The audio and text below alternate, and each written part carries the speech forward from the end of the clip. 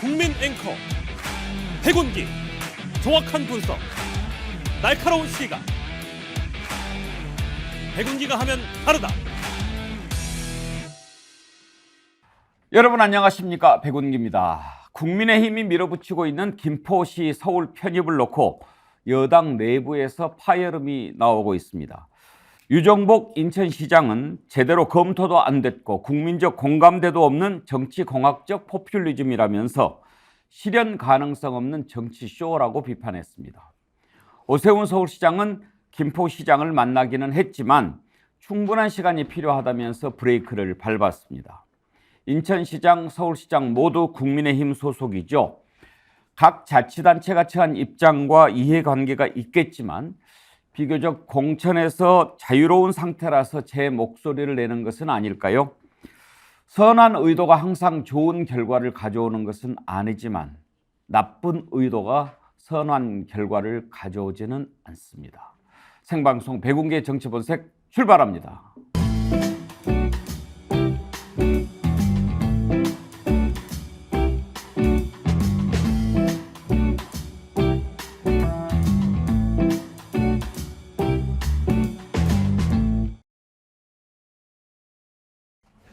네, 화요일 오늘 아침 함께할 네 분 패널 소개하겠습니다. 정택은 정치혁신포럼 당신과 함께 대표, 어서 오십시오. 예, 안녕하세요. 우리 이제 패널로는 처음이신데 예, 오늘 즐거운 토론 부탁합니다. 예. 야, 이거 진짜 차별하네, 사람들. 처음이시잖아요. 우리는 그냥 한꺼번에 다 불러놓고 인사를 시키는데 형님 나오니까 완전 차별로 또 알았어요. 원샷 주네, 원샷. 알았어. 양문석 안산 상록갑 민주당원 평당원. 평당원. 예. 안녕하십니까, 양문수입니다. 반갑습니다. 원샷 영광입니다. 김유정 전 민주당 의원, 서정욱 변호사 어서 오십시오. 네, 반갑습니다. 안녕하세요. 오늘 김유정 의원, 서정욱 변호사, 양문석 박사 가운데서 잘 부탁드립니다. 네, 지난주에 제가 왼쪽 굉장히 힘들었는데 이 소음 측정기 하나 주시면 예. 제가 몇 데시벨 이상 올라가면 제가 중단시키고 뭐 이런 권한 같은 거 안 주십니까? 뭐 제가 한번 판단을 해보겠습니다. 서정욱 변호사님, 에슈타2 아이디 쓰시는 분이 서정욱 변호사님은 태학관 2층에서 강의할 때가 제일 멋있었음. 착했음. 강의학적이 있습니다. 태학관이 아. 어디예요? 신림동에 있는 고시학원입니다. 일타 강사 하셨나 거기에서 봐요. 일타 강사 하셨구나. 뭐 옛날에는 이게 일타 해도요. 네. 그때는 인터넷이 없어서 큰 돈을 벌고 이런 건 아닙니다. 많이 벌었다고 그러던데. 지금하고 비교하면. 지금 그렇게 많이 번다는 옛날에 이게 말씀이죠? 오프라인에만 아니 지금 일타 강사들 예. 지금 이게 온라인으로 강의해야 돈이 되고 예. 오프라인은 이게 수용 인원이 500명이 안 돼요. 그래도 그때 아주 그 고시 준비생들 사이에서는 최고 인기였죠. 서정욱 변호사가 대한민국에서 행정법 강의로 최고입니다. 행정법 최고. 행정법. 예. 서정욱 변호사 그렇게 법을 잘 아는 친구가 저렇게 평론을 엉터리를 할 수 있어? 난 그것도 신기해. 근데 사실 제가 정확하게 읽어드리면 강의할 때가 제일 멋있었음이 아니고 제일 착했음.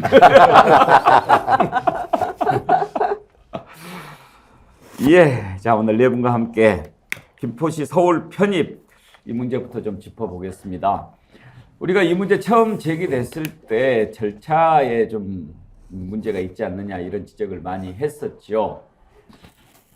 국토균형발전이라고 하는 거대한 어떤 그런 과제를 바꾸려고 하는 것은 아닌가. 그렇다면 충분한 논의가 있어야 되는 거 아닌가. 이렇게 불쑥 던지는 것은 총선용 말고 또 무슨 뭐가 있겠느냐 이런 얘기를 했는데, 그렇지만 이제 국민의힘은 이게 표가 되겠구나 싶어서 계속 밀어붙이고 있습니다. 그런데 유정복 인천시장 국민의힘 소속이죠. 인천이 좀 위기의식을 느꼈을까요? 꼭 그런 것보다는 총선 공천에서 부담이 없는 그런 입장이라서 그랬는 것 아닐까 싶은데요. 이건 아니다라고 얘기를 했습니다. 그 얘기부터 들어보죠. 이런 가능성 없는 김포시의 서울특별시 편입 정치쇼 멈춰야 합니다. 이미 정치 만능주의의 상징이 된 정당 현수막을 통해서 우리가 알 수 있었듯이 이제 정치 포퓰리즘의 그림자를 총선을 앞두고 더 뒤로게 해서는 안 됩니다.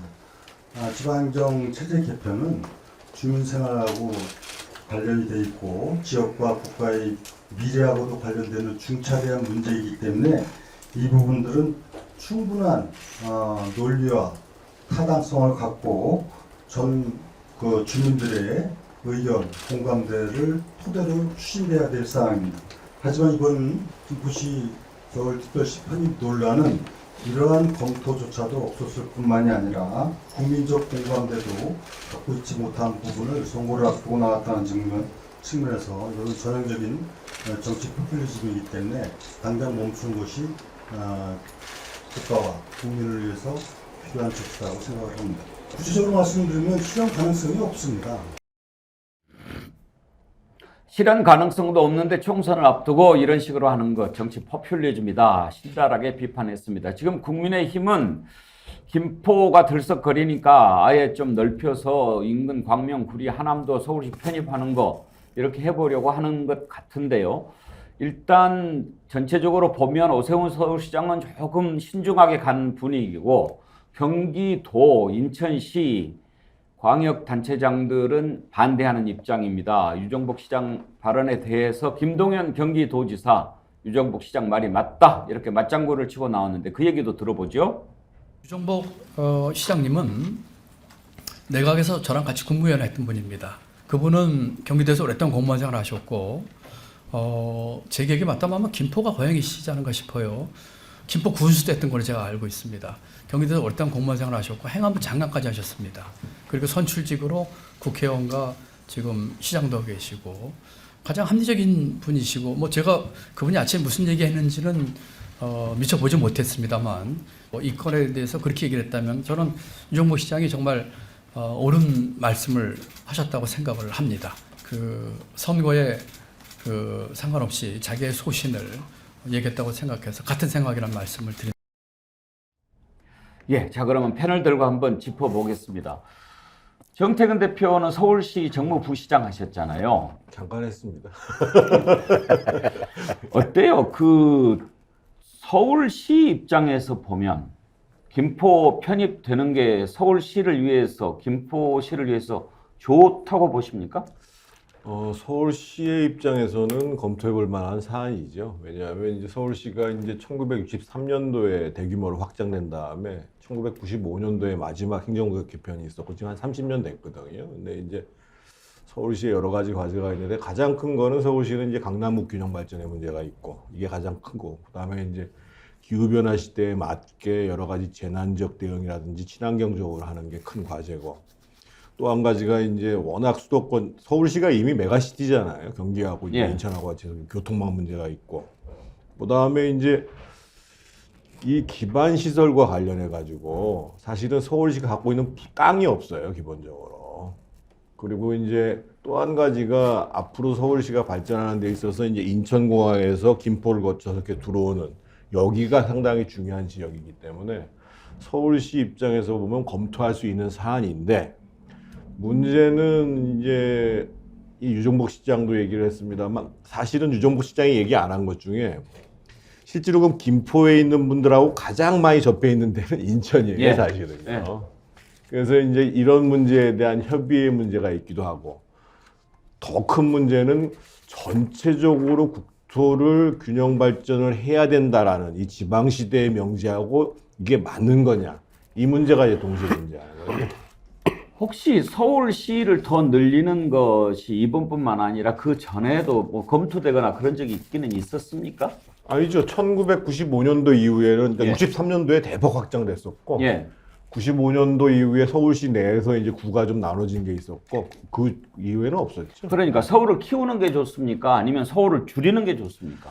서울을 키운다는 개념이요. 지금 갑자기 이제 김포시 편입 문제가 나오니까 이제 뭐 메가시티 얘기를 하는데 제가 조금 전에도 말씀드렸습니다만 서울은 이미 서울과 경기도와 인천과 같은 큰 그 범주 내에서 이미 메가시티예요, 사실은요. 그래서 지금 그 서울을 키우는 문제 이전해야 될 것은 서울하고 경기도 그리고 서울하고 인천 이 행정을 보다도 원활하게 효율적으로 할 것인가.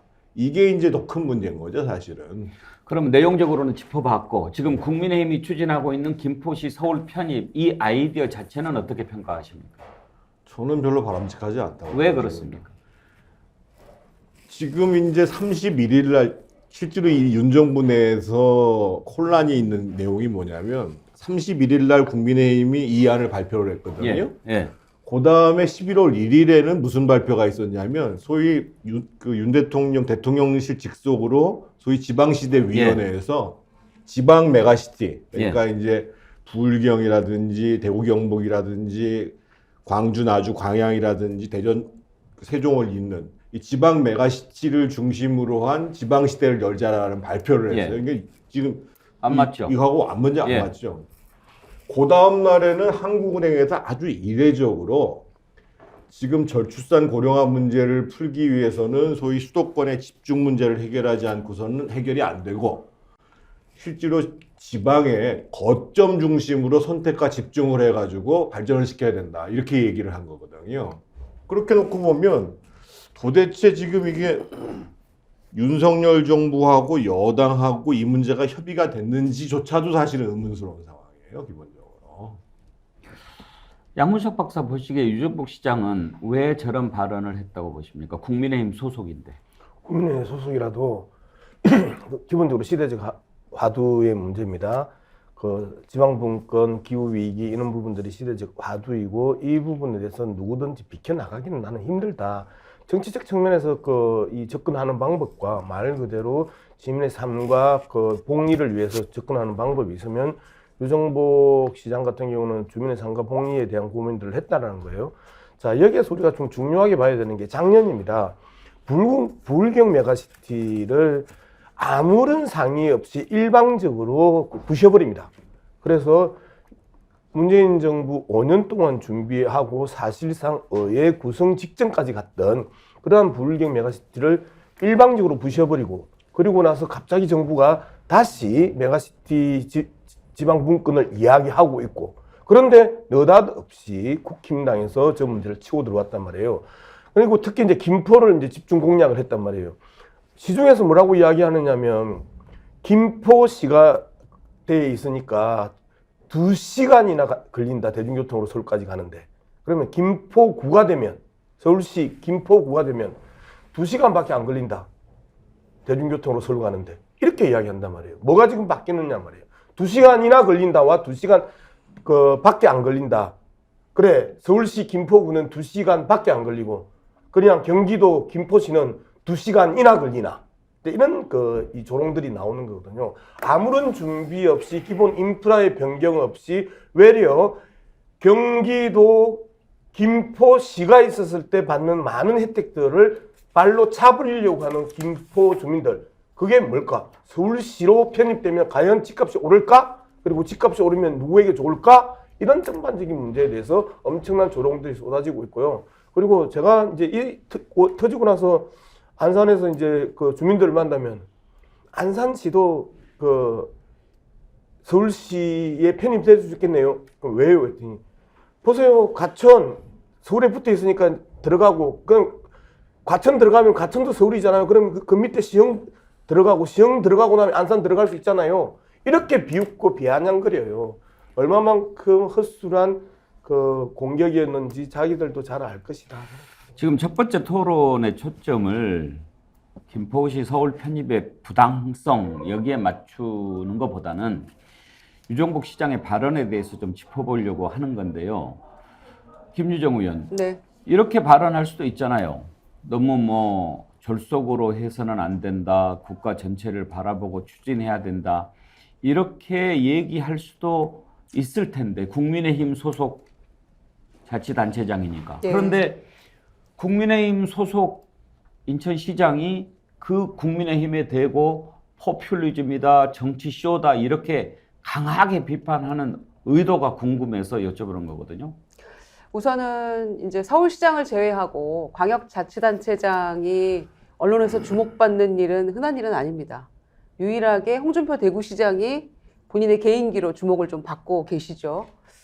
그런데 지금 이 김포시 편입과 관련해 가지고는 뭐 김동연 경기지사야 뭐 그 관련이 돼 있는 경기도이기도 합니다만 또 민주당 지사니까 논외로 하더라도 유정복 인천시장, 김태흠 충남지사, 또 서병수 의원도 그 부산시장 지냈던 분이죠. 서병수 의원도 다 문제 있다고 지적하고 있고 홍준표 시장도 말할 필요 없이 다 반대하고 있는 이유는 앵커께서 초반에 말씀하신 대로 일단은 내년 총선에서 자유로운 분들이에요.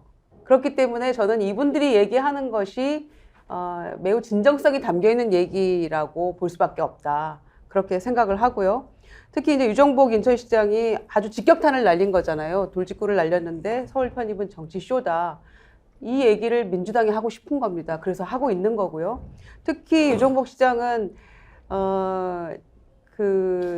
임명직 김포 군수도 지냈고 또 김포가 지역구였어요. 의원 시절에. 그러니까 김포의 사정을 누구보다 잘 아는 인천시장이기 때문에 이런 얘기가 저는 조금 더 설득력 있고 진정성이 느껴진다고 생각합니다. 그러니까 정치적으로 이해득실 따질 필요도 없고 팩트만 가지고 얘기할 수 있는 여당 내에 몇 안 되는 자치단체장들이 지금 제대로 할 얘기를 하고 있다. 이렇게 저는 평가합니다. 서정욱 변호사는 어떻게 생각하세요? 지금 이제 그 유정복 시장은 이제 인천시장이죠. 인천 입장에서는 이해가 돼요. 근데 나라 전체 입장에서 한 이야기 아닙니다. 유정복 덕의 인천시장으로서 김포는 우리가 편입하든지 아니면 이게 서울이 커지면 인천이 왜소해지잖아요. 시장으로서 저는 편협된 생각이지 나라 전체를 위한 생각이 아니다. 이런 생각이 들고요. 중요한 거는 이제 그 모든 정책은 국익에 도움되느냐 안 되느냐. 요 기준. 두 번째 표가 되는가 안 되는가. 두 개의 기준으로 조합하면 네 가지가 나와요. 근데 옛날에 노무현 대통령이 수도 분할 있죠. 이거는 이게 표는 재미를 봤어. 근데 국익에 반해 수도가 분할된다. 이거 말이 안 되죠. 근데 이번 정책은 국익에도 도움되고 표도 돼요. 국민의힘이 표도 돼. 그 다음에 이 국익에도 도움돼. 왜 도움되느냐. 수도의 경쟁력이 나라의 경쟁력입니다. 제가요 하남, 광명 이런 데 편입하면 저 별로 찬성 안 합니다. 김포기 때문에 이게 신의 한 수예요. 바로 서울이 항구가 된다. 이게 중요한 겁니다. 서울이 항구다. 저는 옛날에 이명박 대통령 대우나 무산되기 너무 아파요. 마음이. 지금 이게 서울이 공항도 있는데 항구가 돼가 바다로 바로 연결된다. 상상만 해도 이게 엄청난 거 아닙니까? 우리 뉴욕 다 보잖아요. 런던, 동경. 저는 이 점에서 김포가 신의 한 수다. 다른 지역 편입은 저는 할 수도 있고 안 할 수도 있지만 김포 바로 황해바다로 연결되잖아요. 항구하고 공항이. 그 점에서 저는 정말 국가를 위해 필요한 건데 아마 유정복 시장은 인천에서는 배 아프겠죠. 왜 우리 상황권인데 우리가 먹을 수도 있고 우리가 편입은 되는데 또 서울이 커지면 인천은 부속지로 아무래도 이게 왜소해지니까 저렇게 반발하는 거죠. 저게 본인이 표 때문이지 국가 생각합니까 유정복 시장이? 김포 서울 편입 아이디어를 혹시 서정욱 변호사가 냈어요? 이게 딱 지도만 보면 서울이 바다가 항구가 된다. 예. 이것만 해도 이게 벌써 서울이 2배는 커지는 거예요. 그러면 부산까지 편입해서 일본으로 그래서 바로 대운하를 이어져도 제가 좋겠네요. 대운하를 찬성했지 않습니까? 대운하를. 제가 좀 말씀드리겠습니다. 우리 산소 박사 유기님, 서정욱 변호사 오늘도 나왔냐? 서변만 보면 혈압이 오른다. 정말 이제 혈압 오르는 이야기를 하는데, 자, 말 그대로 한번 해봅시다. 수도가 분할돼서 어떤 문제가 발생하죠? 자, 미국 같은 경우는 뉴욕이 수도입니까? 워싱턴이 수도예요. 워싱턴에 바다가 붙어 있습니까? 그 수도가 분할된다라고 하면서 노무현 대통령의 그 지방분권에 대한 이야기를 하는데 좀 그럴듯한 논리였으면 좋겠고 가슴이 참 부풀겠습니다. 서울이 항구다에. 근데 서울이 김포가 붙었다 칩시다. 그리고 바다가 좀 들어온다고 칩시다. 그게 서울시 김포구하고 경기도 김포시하고 무슨 차이가 나죠? 서울에 바다가 붙어 있는 거. 서울에 인천을 붙여서 인천이 내 바다가 있는데 그러면 화끈하게 서울시 김포구가 아니고 서울시 인천구로 만들어야 되는 거잖아요. 그러면 훨씬 더 큰 바다가 들어오고 항구가 들어오고 그리고 엄청난 물동량들이 서울로 다 흡수가 되는데 뭐하러 쪼잔하게 비겁하게 짜잔하게 김포구를 넣습니까? 좀 우리가 이야기를 할 때 좀 깔끔하게 이야기를 해야 되는데 이 부분에 대해서 저는 서정복 자, 유정복 시장의 문제 그 이야기를 아마도 앵커는 이 이야기를 듣고 싶어 하는 것 같아요. 윤석열 정권의 기본적인 국정 방향에 대해서 너무 아마추어리즘을 현장에서 강력시 단체장들이 보고 있는 겁니다. 그리고 그동안에 딱히 정치적인 영역이었기 때문에 이야기를 안 했는데 말 그대로 자치의 영역으로 들어오면서 그들이 본격적으로 자신들의 목소리를 내면서 사실상 윤석열 대통령실과 윤석열 대통령을 향해서 강한 불만과 비판을 쏟아내고 있다. 여기에 아무런 견제장치와 고민 없는 국힘의 김기현 당기현의 저 태도를 보면서 화가 많이 났다. 그러면서 사실상 국힘의 전반적인 분열의 흐름 속에 이제 지방자치단체장들도 뛰어드는 것 아니냐, 이렇게 정치적으로도 분석 가능하다, 저는 그렇게 봅니다. 근데 뭐 제가 뭐 듣고 싶은 얘기가 따로 있는 건 아닙니다. 저 그냥 다 듣죠. 아니, 제가 요새는 출제자의 의도를 잘 몰라가지고 자꾸 출제 방향과 다른 대답을 제가 하더라고요. 그래서 다시 한 번 더 출제자의 그거를 의도를 아셨단 말이에요? 벌써 알고 있었는데요. 서정욱은 몰라요. 근데 제가 듣고 싶은 얘기라고 하는 거는 제 질문의 초점에서만 안 벗어나면 되는 거지 뭐 답을 원하는 것은 아니에요. 예, 죄송합니다. 어떻든 지금 이제 행정구역 개편 문제는 논의할 때가 됐어요. 그래서 아마 제가 봤을 때는 과연 지금 처음에 국민의힘에서 의도했던 대로 이게 실제로 선거에 도움이 되겠냐. 근데 분명한 거는 지금 사실은 지방이 너무도 피폐하고 소멸되어 가고 있고, 여론 자체가 특히 20대들 사이에서는 뭐 굉장히 지금 안 좋은 걸로 나오거든요. 거의 이제 여기에 반대한다는 게 70% 가까이 나오니까. 그래서 결국은 이제 제가 봤을 때는 행정구역 개편을 이제 제대로 한번 논의를 해보자, 뭐 이런 수순에서 마무리되지 않겠는가 생각하는데, 이건 이제 상상력에서 하나 말씀을 드리는 건 뭐냐면, 공교롭게도 어제가 이 관대 의견을 표명하셨던 분이요, 예. 전부 다 과거의 친박 계열의 분들이에요. 아, 그래요? 유정복 시장도 그렇죠, 서병수 의원도 그렇죠, 김태흠 지사도 그렇죠. 그래서 지금 이제 뭔가 당이, 그리고 지금 정부에 특히 또 MB 시절 인사들이 굉장히 많이 들어가 있잖아요. 그래서 뭔가 지금 당 운영에 대해서 과거의 친박 계열에 계신 분들이 이 문제 제기할 거는 좀 정면으로 문제 제기해야 되는 거 아니냐. 그런 것도 좀 보이죠?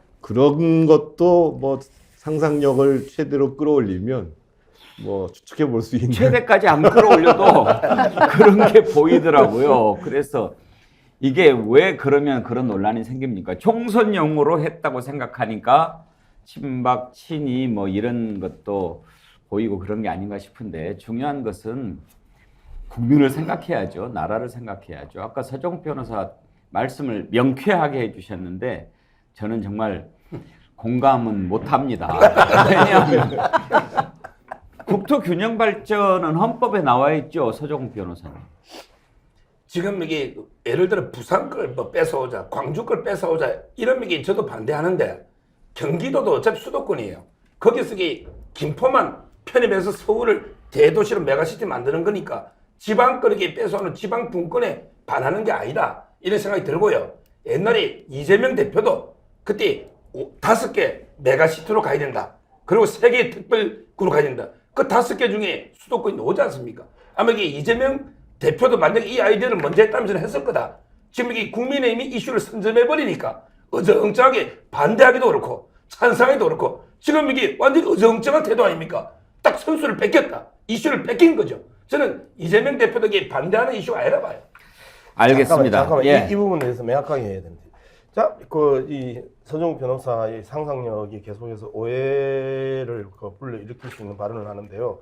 더불어민주당의 기본적인 전통은 김대중 대통령의 지방자치, 그리고 노무현 대통령의 지방분권, 그리고 그것들을 실천적으로 불경 메가시티로 실현하려고 했었던 문재인 정부. 그렇기 때문에요, 더불어민주당은 기본적으로 지방분권의 확실한 화두를 가지고 있습니다. 그리고 지방분권이 말 그대로 권력을 나눈다의 문제가 아니고 지역 지방 소멸의 문제가 코앞에 있거든요. 현장을 한번 내려가 보시면 알겠는데, 서울에서 계속 생활을 하면 지방 분권 인구 이 감소 문제가 얼마만큼 심각한지 잘 모른단 말이에요.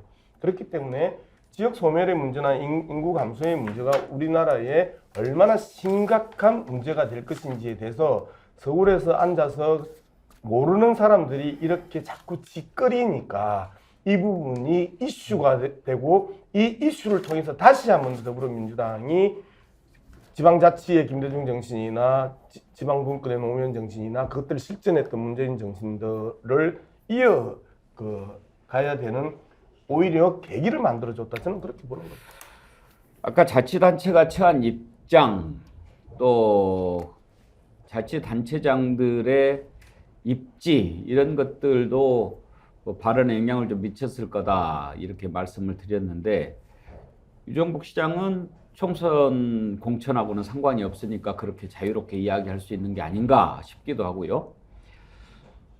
그런가 하면 오세훈 서울시장은 또 어떤 입지입니까? 대권 주자 아니겠습니까? 대권 후보죠, 막강한. 그러면 또 서울시 입장만 생각할 수도 없을 겁니다. 야, 앞으로 대통령 하겠다는 사람이 서울시만 또 그렇게 챙기려고 하면 되느냐? 그런 생각할 수 있겠죠. 그래서 그랬을까요? 상당히 좀 천천히 가자 이렇게 하면서 신중한 입장을 보이는데요. 김병수 김포시장과 일단 만났습니다. 만나서 무슨 얘기를 했는지 먼저 김포시장 얘기부터 들어보죠. 일부에서 인천시로 가자는 뭐 주장도 일부 하시는 것 같은데 제가 취임하고 한 1년 반 됐고 서울시 편입 문제를 저희가 시민들하고 쭉 얘기회의를 해오는 과정에서 인천시로의 편입 문제는 다들 부정적이었습니다. 그래서 저희가 북도와 남도 둘 중에 어디에도 선택할 수 없는 그런 지리적인 위치에 있기 때문에 저희가 서울 편입을 추진하게 됐습니다. 그렇게 말씀드리겠습니다. 오늘 오전에 유정복 인천시장님하고 김동연 시장님이 이제 정치쇼다, 현실성이 없다 이렇게 얘기하셨는데 어떻게 보십니까? 뭐 유정복 시장님께서는 김포 문제에 대해서 뭐 이렇게 관여할 입장은 아니시고요. 인천시장이신데 뭐 김포에 대해서 뭐 왈가왈부하실 분은 아니시라고 보고 경기도 같은 경우에는 뭐 저희가 아마 북도나 남도가 추진되지 않았으면은 저희도 이 발상을 하기가 쉽지 않았을 겁니다. 근데 북부특별자치도가 준비가 되면서 좀 빠르게 진행됐어요. 그러면서 저희도 서울 추진 문제를 좀 빠르게 진행할 수밖에 없었던 겁니다. 오늘 수도권 매립지 문제가 논의가 됐었는지 그리고 그 문제도 앞으로 서울시와 김포시 사이에 거론될 수 있는 건지. 수도권 매립지는 저희 김포의 권한이 아니기 때문에 제가 뭐 말씀드릴 일은 없습니다. 김포시장 얘기는 그렇군요. 인천으로 가기는 싫고 경기 북도는 더 그렇고 그래서 우리는 서울로 가고 싶다. 김포시장이 김포 지킬 생각은 안 하는군요, 아예. 자, 오세훈 서울시장 얘기도 들어볼까요? 정치적인 의도가 있는 거 아니냐 이런 얘기 이제 총선 전에 이게 내용이 발표가 되는 겁니다. 예, 그 점이 상당히 부담스럽습니다. 제가 지난번에 우리 예산안 발표할 때도 그런 말씀을 일부 드렸습니다만은 상당히 선거를 앞둔 미묘한 시점에 돌출된 이슈이기 때문에 어떤 형태로 의견을 내더라도 이게 정치화될 수 있습니다. 사실 이런 사안은 국가 백년지 대계 어떤 그런 그 심모 원료의 관점을 가지고 깊이 있게 논의를 해야 되는데 상당히 미묘한 시점에 이런 문제가 제기됐기 때문에 어떤 그 연구 결과가 나오더라도 그런 그 정치적인 영향을 받았다 하는 평가를 받기가 쉬울 겁니다. 어떤 국민적인 오해도 불식시켜가면서 이번 기회에 바람직한 결과를 도출할 수 있겠다. 이런 보관입니다. 연구관이 구성되셨다고 연구를 진행을 하시는데 서울 시민들 의견을 묻는 과정도 필요할 것 같은데요. 또 어떻게 계획을 하고 계신가요? 예, 그것은 지금 뭐 어느 정도 말씀을 드린 것 같은데 충분한 필요한 정보를 공유하신 상태에서 의견을 물어보는 게 그 결과가 의미가 있겠죠. 지금 그 형성되는 어떤 찬반 의견은 상당히 그 기초적인 정보조차도 서로 그 공유가 안 된 상태에서 형성되는 여론이기 때문에 서두를 필요는 없다고 생각합니다. 예. 김유정 의원. 네. 오세훈 시장의 발언은 어떤 스탠스라고 생각하십니까? 아우, 엄청 애쓰네요. 돌려 말하느라고. 반대인데 대놓고 반대할 수는 없고 공동 연구반을 만든다는 거잖아요. 김포시하고 이제부터 연구를 시작하겠다는 거잖아요. 참 정말 지금부터 연구해가지고 어느 세월에 합니까 이거를. 그리고 나 모르고 있었다라고 지금 고백하는 거잖아요. 오세훈 시장이 기초적인 정보도 공유 안 됐다라고 지금 돌직구 던지는 거지 않습니까? 그러니까 이게 너무나 한심한 이야기고요. 지금 사실은 유정복, 뭐 김태웅, 홍준표 시장 다 마찬가지로 그 정도 얘기하고 싶은데 못하고 참고 좀 돌려 얘기하는 겁니다. 그래서 이게 얼마나 한심한 얘기냐면 처음에 이 특위를 지금 조경태 의원이 맡았잖아요. 부산 5선이 맡았잖아요. 그분은 3선은 민주당에서 했고 2번은 국민의힘 와서 했기 때문에 나는 국민의힘 재선이다 이러면서 영남 중진론을 피해가고 싶어하는 분이에요. 본인이 이렇게 주장하면서. 그런데 이 특위를 처음에는 김포 편입 특위 뭐 이런 이름이 나왔습니다. 그 다음에는 수도권 주민 편입 개선 특위 이렇게 나왔어요. 지금은 결론은 뭐라고 나왔냐? 뉴시티 프로젝트 특위로 바뀌었어요. 이것만 보더라도 이게 지금 얼마나 우왕좌왕하면서 졸속으로 진행이 되고 있다는 거를 이 특위 이름만 가지고도 알 수가 있어요, 저희가. 그러니까 처음에는 김포의 교통대책을 얘기하다가 불쑥 자 그러면 서울로 가자 우리 이렇게 나온 거잖아요. 어떻게 여당 대표가 이렇게 무책임하게 아무런 그 합의도 없이 내용에 대한 검증도 없이 오세훈 시장 얘기대로 기초적인 정보 공유조차 없이 이렇게 불쑥 내던집니까? 그러니까 내부에서 반발이 일어나는 거고 서울의 도봉구의 김재섭 위원장 같은 경우에도 야 그러면은 우리 강북에 있는 지역 어떻게 하라는 얘기냐? 우리부터 챙겨줘야 되는데 서울시가 이런 얘기 나오고 있는 거잖아요. 그래서 이름만 보더라도 얼마나 졸속으로 무책임하게 이게 진행이 되고 있는지를 여실히 보여주고 있다 이렇게 생각합니다. 예, 서정욱 변호사 아까 유정복 인천시장은 지역 이기주의에서 나온 발언 이런 쪽으로 평가를 하셨는데 그러면 오세훈 시장의 발언은 어떻게 평가하십니까? 지금 이제 김유정 의원님이 오세훈 시장의 속마음을 정반대로 이야기하는 것 같아요. 지금 이게 저는 오세훈 시장하고 거의 정기적으로 계속 뵙고 있고 예. 제가 서울시 예루위원도 맡고 있어요. 예. 근데 오세훈 시장 공약이 메가시티입니다. 오히려. 근데 너무 급하게 편입 안 되니까 신모 원려 그리고 이게 100년 되니까 신중하게 하겠다는 거지 속마음에 오세훈 시장이 진짜 원하는 공약입니다. 메가시티가. 근데 오세훈 시장이 마치 뭐 반대하는 것처럼 뉘앙스로 우리 의원님 말씀하셨잖아요. 이건 정반대 생각이고요. 저는 아까도 말했지만 이게 서울이 발전하려면 지금으로서는 이게 한계가 있는 거예요. 지금 서울의 인구나 경제 규모는 한 6, 7이 될 거예요. 근데 지금 이게 발전 경쟁력으로 보면 이게 제가 알기로 많이 뒤처집니다. 10몇 대 이렇게 뒤처져 있어요. 왜 그러냐면 이게 육해공이 돼야 됩니다. 육해공이. 그러니까 근데 김포공항, 뭐 이재명 대표는 김포공항 이전한다고 말도 안 되는 이야기를 공약을 했지만 김포공항, 그 다음에 항구. 그러면 이게 서울이 경쟁력이 확 달라지는 거예요. 서울의 경쟁력이 커지면 대한민국의 경쟁력도 커지는 거예요. 지금 이게 뭐 도봉구에 그 김재섭인지 뭐 그렇게 좁은 생각을 무슨 이게 국회의원 논다고 하면서 이게 김포가 편입되고 서울이 커지는데 도봉구 뭐 예산이 줄어듭니까? 이렇게 좁은 생각으로 자기 지역만 생각하는 이런 정치인들 좀 없어져야 됩니다. 거기 국익을 생각해야지. 국익을. 아니 도봉구가 무슨 피해를 보느냐고요. 말이 안 되잖아요. 알겠습니다. 나는 진짜 그 시각에 따라서 그렇게 서변 같은 차이가 사람이 있을 수 없어져야 있는데. 돼. 제가 보기에는 서변 같은 사람이. 저는요, 그 들었을 때 김유정 의원하고 똑같이 들었는데 서종 변호사는 또 그걸 반대로 들으셨군요. 100번 양보해서 그렇다 하더라도 오세훈 시장 속내가 그렇다 하더라도 정태근 대표 그런 것도 있을 것 같아요. 지금 이제 서종 변호사 말대로 오세훈 시장이 메가시티 공약하고 싶어 하더라도 본인이 하고 싶지 그거를 김기현 대표가 하는 거 따라가고 싶지는 않겠죠. 근데 그 오 시장 얘기는요, 그 저는 말한 그대로 받아들이면 될 거라고 봐요. 실제로 따져봐야 되거든요. 그러니까 지금 이제 서울시가 전체 광역자치단체 중에서 재정 자립도가 굉장히 높아요. 그래도 사실은 국고재정은 거의 많이 안 들어오고 있는 상황이거든요. 그런데 지금 현실적으로 김포가 서울시로 편입됐을 경우에 실질적으로 서울시가 경쟁력을 위해서 얻는 부분들하고 김포시에다가 투여해야 될 부분들 뭐 이런 등등 것들을 다 검토를 해야 되거든요, 기본적으로. 그래서 저는 오 시장은 아마 이 논의 자체를 굳이 마다할 이유는 없지만 서두를 이유도 전혀 없다.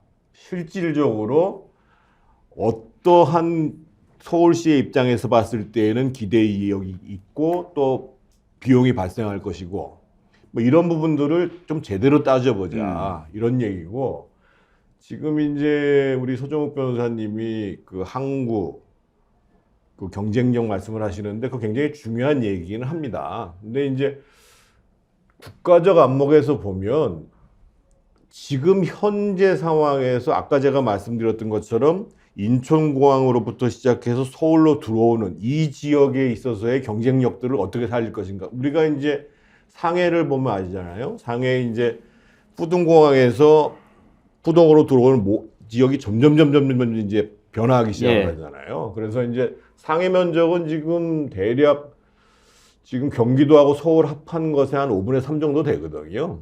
근데 이제 그렇게 무조건 일단 지역을 확장하는 게 우선이냐, 그것이 아니라 지금 현재 상태라도 국가적 차원에서 소위 수도권의 경쟁력을 높이기 위한 계획들을 어떻게 원활히 할 것인가. 이 문제는 사실은 뭐 이 행정구역 개편 문제에 관계없이 논의할 수 있는 문제거든요.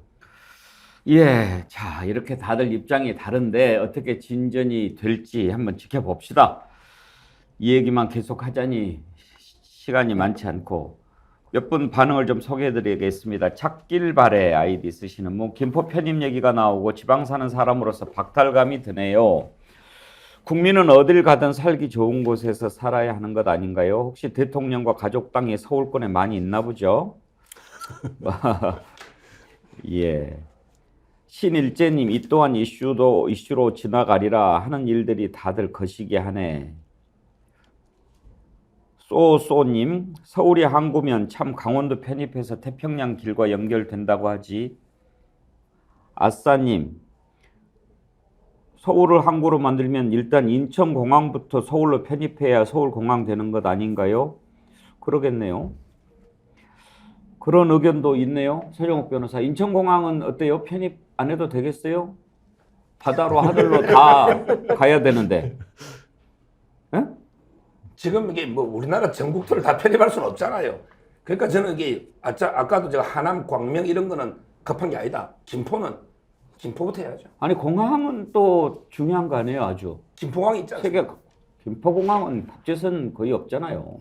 근데 그러니까. 제가 그 서변한테 진짜 묻고 싶은 게 있어요. 자, 그 우리가 이제 목포는 항구다에서 서울은 항구다로 이제 새로운 그 이 노래 제목이 하나 나왔는데, 서울에 항구가 생기면 뭐가 좋아요?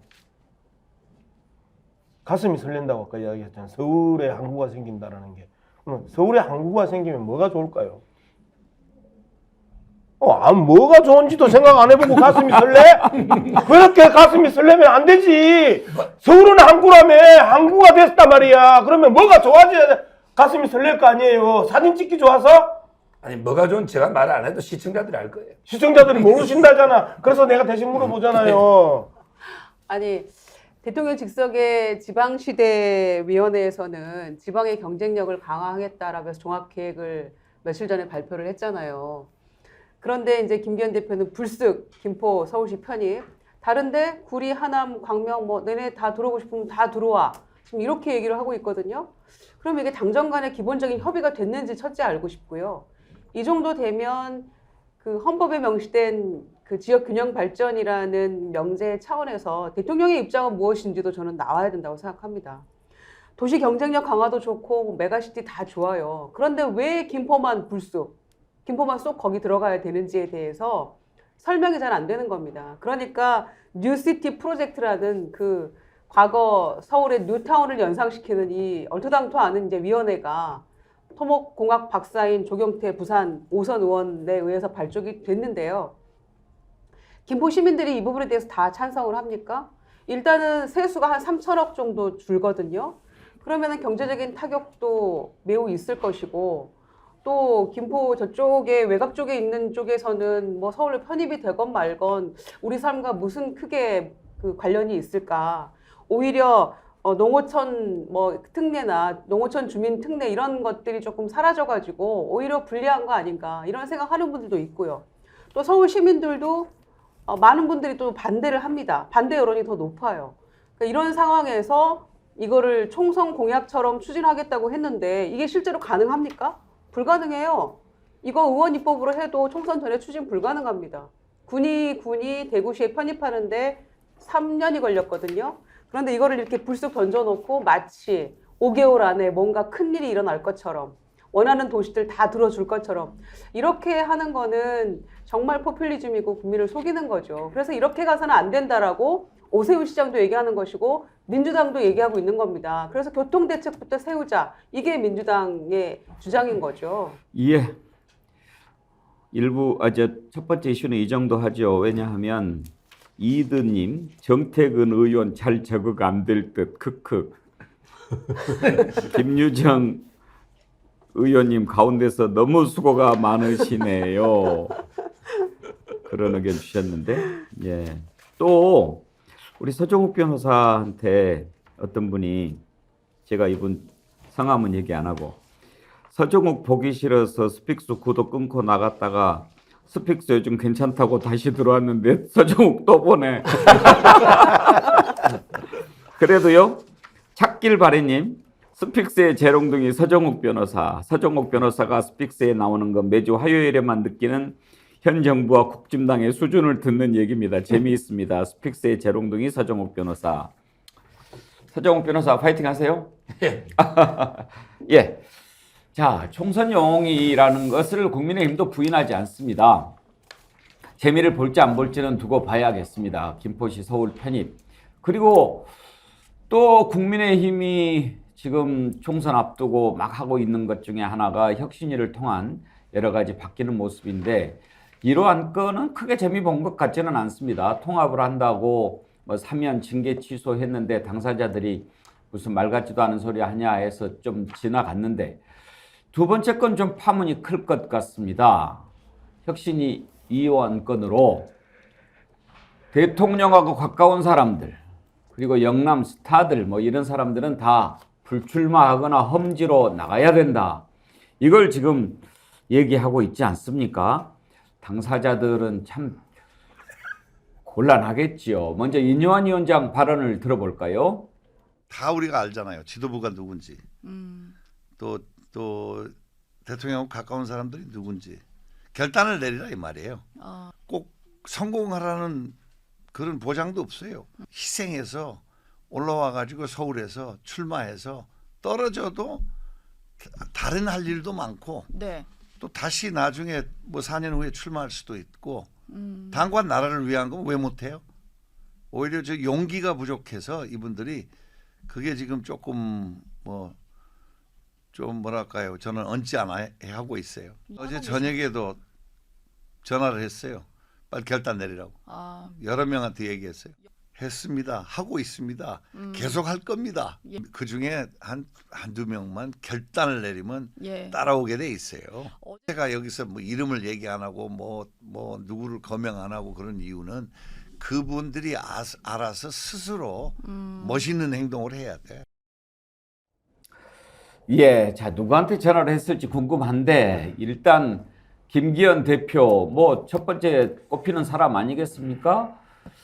그리고 이철규 전 사무총장 보선 패배 책임을 지고 물러났는데 물러난 지 얼마 되지도 않아서 또 총선 인재영입위원장으로 복귀했는데 두 사람 반응이 궁금합니다. 한번 들어보죠. 대표님께도 연락이 갔을까요? 질문 주세요. 공고 자체에 대해서 좀 어떻게 보시나요? 원래 거기에 대해서는 나는 할 말이 없어요. 서정욱 변호사 의견부터 먼저 들어보고 싶습니다. 지금 이제 이 문제는요, 김장 연대. 이 말은 이제 두 명이 결단을 내리대요. 바로 이제 김기현하고 장제호입니다. 예. 저는 뭐 권성동 의원은 강원도예요. 그리고 이게 무소속으로도 한번 돼가지고 지금 사선됐죠. 근데 이 모든 거는 이기는 선거, 승리가 제일 중요한 거예요. 예를 들어 이 권성동을요, 수도권에 보내면 권성동도 집니다. 근데 거기에 다른 사람 되면 강릉은 무조건 국민의힘이 먹는 자리가 아닙니다. 권성동이니까 사선한 거예요. 그럼 이게 민주당한테 뺏길 수도 있어요. 그럼 이게 폼 잡다가 두석 다 앓습니다. 함부로 이게 이전하는 게 아니에요. 제가 보기에 국민의힘 다선 중에 수도권에 와가 될 사람 별로 없습니다. 하태경이도 쉽지 않아요. 그렇다면 이게 폼만 잡다가 총선 망칩니다. 저는 따라서 이게 무조건 수도권이 아니고 두 명이 결단해야 돼요. 그게 김기현하고 장제호입니다. 왜 그러냐? 김기현은 울산에서 사선에 있고 당대표에다가 이번에 대표될 때도 윤석열 대통령이 내려 꽂은 거예요. 그럼 친윤, 완전히 영남 다선의 지도부 다 해당되죠. 이런 분이 결단이 돼. 제일 좋은 거는 불출마예요. 수도권 와도 이게 개망신 당합니다. 수도권 와도 안 될 가능성이 많아요. 괜히 져면 차라리 멋있게 불출마해서 총선 이기면 총리를 한번 하든지 다음 뭐 자기가 꿈은 대선인 하니 이렇게 결단을 내려야 된다. 김기현은. 그 다음에 왜 장제원을 촉구하느냐. 이분이 권력의 2인자로서 청와대 조각이라 모든 권력을 누린 사람이에요. 우리가 말 위에서 천하를 얻을 수는 있어도 말 위에서 천하를 다스릴 수는 없어요. 이런 장제원의 이미지로는 치세에서 제대로 이게 윤석열 5년이 성공할 수가 없다. 그리고 이게 부산의 3세이죠. 물론 무소속으로 된 적도 있지만 따라서 이게 저는 권력의 2인자라고 한때 떠들었던 이런 장제원이 불출마해야 된다. 수도권과 맞짱이 또 개망신 당합니다. 장제원과 수도권에서 어디 되겠어요? 따라서 저는 김기현, 장제원이 모범적으로 불출마를 하고 나머지는 이제 뭐 스스로 자율적으로 맡기면 그러면 이게 그나마 개혁 공천이다. 이렇게 봅니다. 이철규 의원. 그건 달라요. 네. 이철규는요. 네. 보세요. 강원도에서 2번 돼서 재선이야. 근데 한 번은 무소속으로 됐잖아. 그럼에도 불구하고 자기는 또 구리를 옮긴대. 험지로. 윤호중이가 사선한 구리를 옮긴다는 거예요. 그러니까 이철규는 희생을 많이 한 거죠. 재선밖에 안 되고 한 번은 무소속이고 그 다음에 구리로 험지로 가겠다잖아요. 따라서 저는 이철규는 욕하고 싶지 않고 하나 인재영입 위원장 하니까 욕하는데 보세요. 인재영입이라는 게 유비가 제갈공명 찾아간 게 삼고초려죠. 근데 두 번은 유비가 찾아갔다가 한 번은 야 장비야 네가 가라면 삼고초려 됩니까? 이거는 연속성이 중요합니다. 예를 들어 이철규가 2번, 3번 찾아가 영입했는데 갑자기 바뀌면 그럼 이게 어떻게 사람 믿고 들어옵니까? 이거는 업무의 연속성. 3고초려, 10고초려 하려면 한 사람 유비가 해야지. 갑자기 관우가 갔다가 장비가 갔다가 이게 말이 됩니까? 저는 이철규 인재영입위원장은 찬성한다. 왜? 업무의 연속성하고. 두 번째, 이철규가 실세입니다.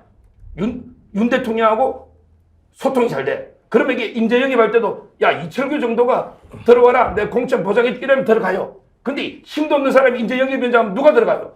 믿고 들어가야 될 거 아니에요. 저는 이런 두 가지 이유로 이철규는 인정합니다. 말이 되는 것 같기도 하고 안 되는 것 같기도 하고 그런데 혹시 서정욱 변호사 지금 발언에 개인 감정은 안 들어가 있는 거죠? 순수하게 우리 자유우파 보수층의 일반적인 생각을 대변하고 있는 거예요. 개인 감정은 없다 이 말씀이죠? 제가 정치 안 하니까 개인 감정이 없어요. 제가 인재영입 당하려고 이철규 띄우는 게 아닙니다. 알겠습니다. 정태근 대표는 어떻게 생각하세요?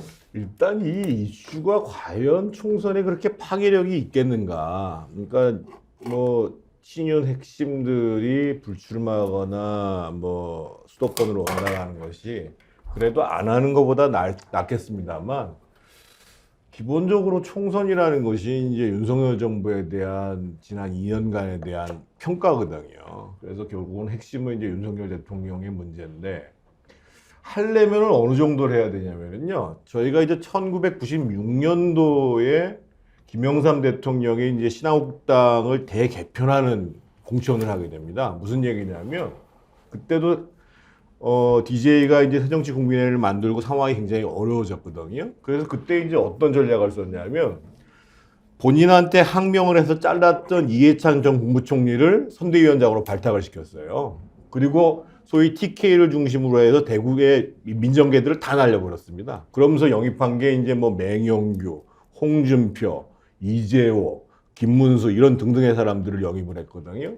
그러니까 지금 사실은 국민의힘이 민주당의 과반 의석을 저지하겠다라고 해서 당의 변화를 하려면 지금 사실은 김기현 체제 물러가고 유승민이나 이준석 선대위원장 안 치고 그리고 지금 당연히 이제 소위 친윤 핵심이라고 하는 사람들은 다 정리하고 거기에 검사들 이런 뭐 대통령이랑 가깝다는 사람이 아니라 전혀 새로운 사람들, 정말 저 정도면은 중도층에 있는 사람들도 표 찍어줄 만해 라고 하는 사람을 데려와야 지금 사실은 민주당의 과반 의석을 간신히 저지하는 거거든요.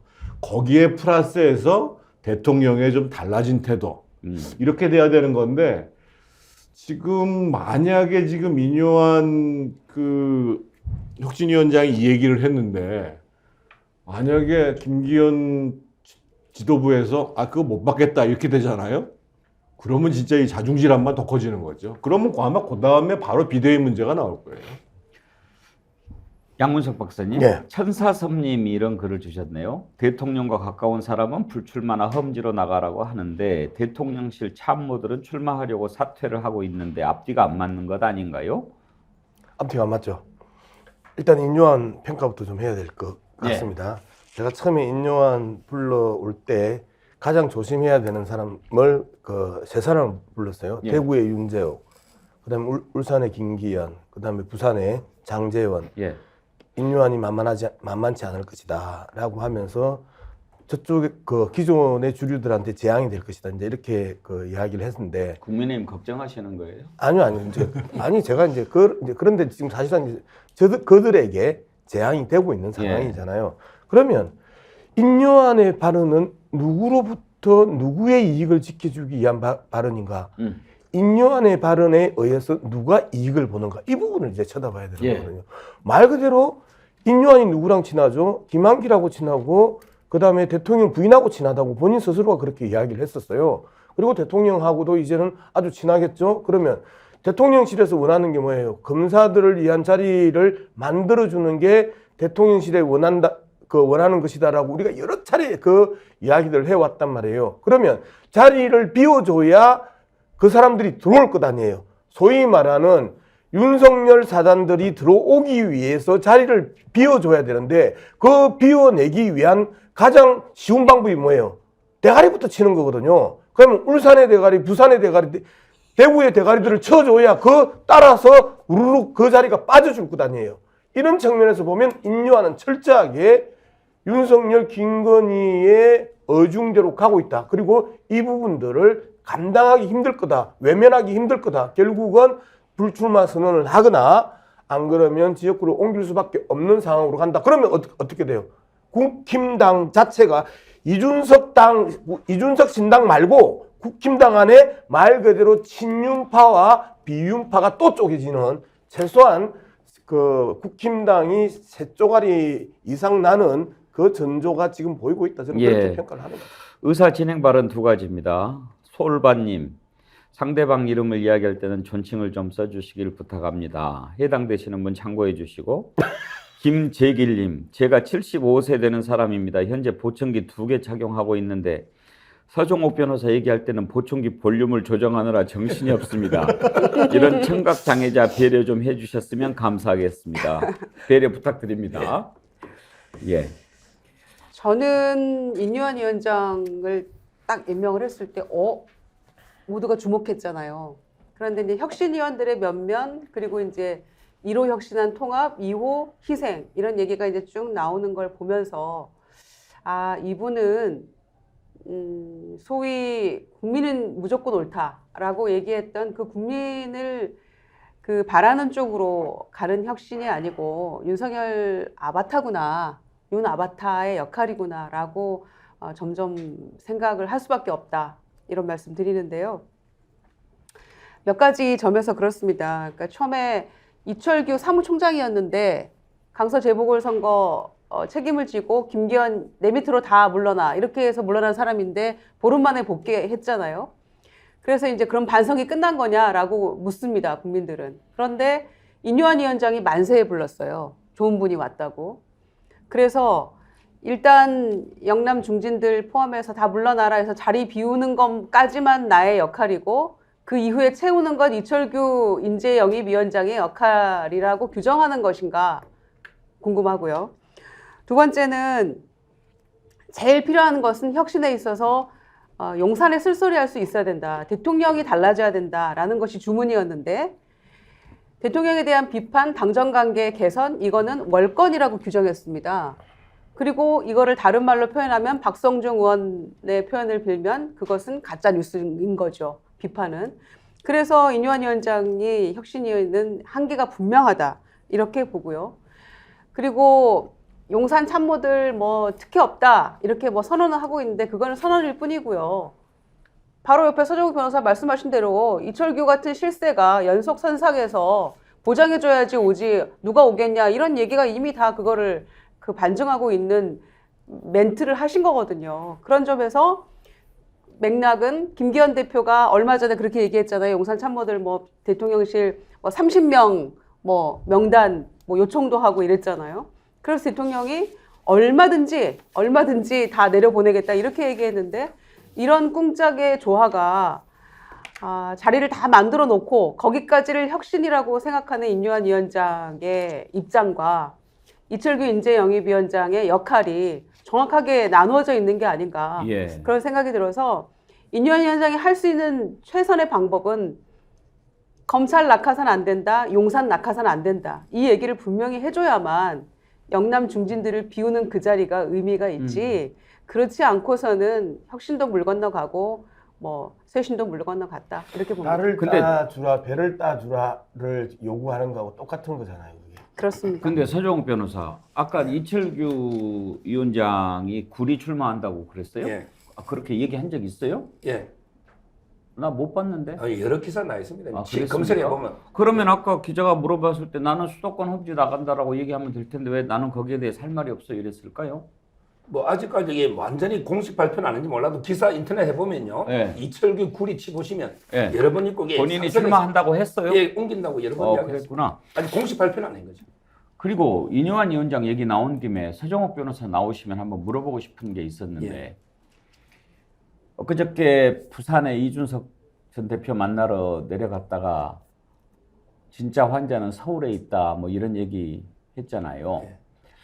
그러니까 인요한 위원장이 마음이 아픈 사람이 환자고 마음이 아픈 사람이 부산에 있다 이렇게 하면서 이제 이준석 대표가 환자라고 얘기를 하지 않았습니까?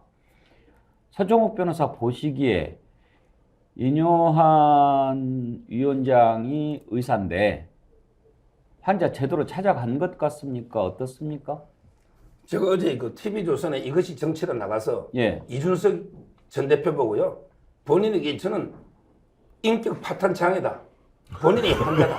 이래가지고 이게 그 앵커가 좀 이게 물타기가 저 반은 또 취소한 적도 있긴 한데 저는 취소해놓고 또 이야기합니까? 그거는 이게 종편이니까. 지금 유튜브잖아요. 유튜브에서는 종편보다는 조금 자유롭게 말할 수 있잖아요. 예. 저는 이준석 호칭은 제가 이게 이준석 씨라고 해주겠습니다. 예. 전 대표는 좀 아깝고 호칭을 붙이라니 자기도 미스터 린턴 이러니까 이준석 씨가 미스터는 존칭이에요. 그럼 미스터 리라고 하겠습니다. 예. 이준석을 이 사람이 저는 이게 인격 파탄 장애로 봐요. 미국의 예일대학 우리 그 교수도 인터뷰했잖아요. 미국에서요 함부로 이게 우리 한국계 이세가 있는데 영어를 잘해. 근데 공개석상에서 한국말로 비아냥되면요 인종차별로 이게 바로 퇴출됩니다. 지금 이게 인요한 위원장님이 한국 사람이에요. 4대째 외국인 아닙니다. 이태원 참사 때 갔더니 일주기 때 야 네가 한국인이냐 이러면서 욕을 내가지고 막 쫓아낸 그 기억나시죠?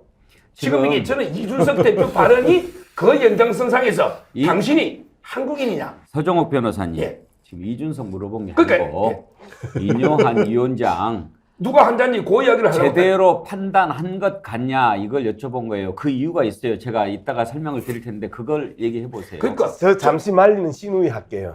예. 지금 출제 의도를 잘 모른다니까 서정욱 변호사는. 지금 양문석 박사님도 몰라요. 우리가 지금 준비한 비장의 카드가 있어서 그래요. 결론은- 잠깐만 기다려보세요. 결론은 이게 이준석 미스터 리가 인격 파탄장애 환자고요. 그 저는 인요한 위원장이 제대로 찾아가서 그래도 환자임에도 불구하고 포용하려고 끝까지 노력했죠. 그러면 인요한 위원장 판단이 옳았다? 당연하죠. 인요한 위원장은 판단을 제대로 하는 분이라고 생각하십니까? 저는 이게 그 A+ 제가 추천했던 분 아닙니까? 방송에 몇 분이라. 저 A+ 주고 싶어요. 그래서 제가 오늘 여쭤본 거예요. 우리 제작진이 어떤 그 프로그램에 서정욱 변호사 나와서 얘기하는 거를 보고 깜짝 놀란 거예요. 지난번에 추천했다고 그러고 이뇨한 위원장이 올바른 판단한다고 하셨는데 예. 왜 이런 이야기를 했을까 그래서 찾았는데 한번 들어보셔도 되겠습니까? 뭐 어떤 부분입니까? 한번 보시죠. 예. 이게 제가 사실은 이 이뇨한이 김기현이 또 무슨 황당한 뉴스를 만들어낼까 사실 좀 겁나요.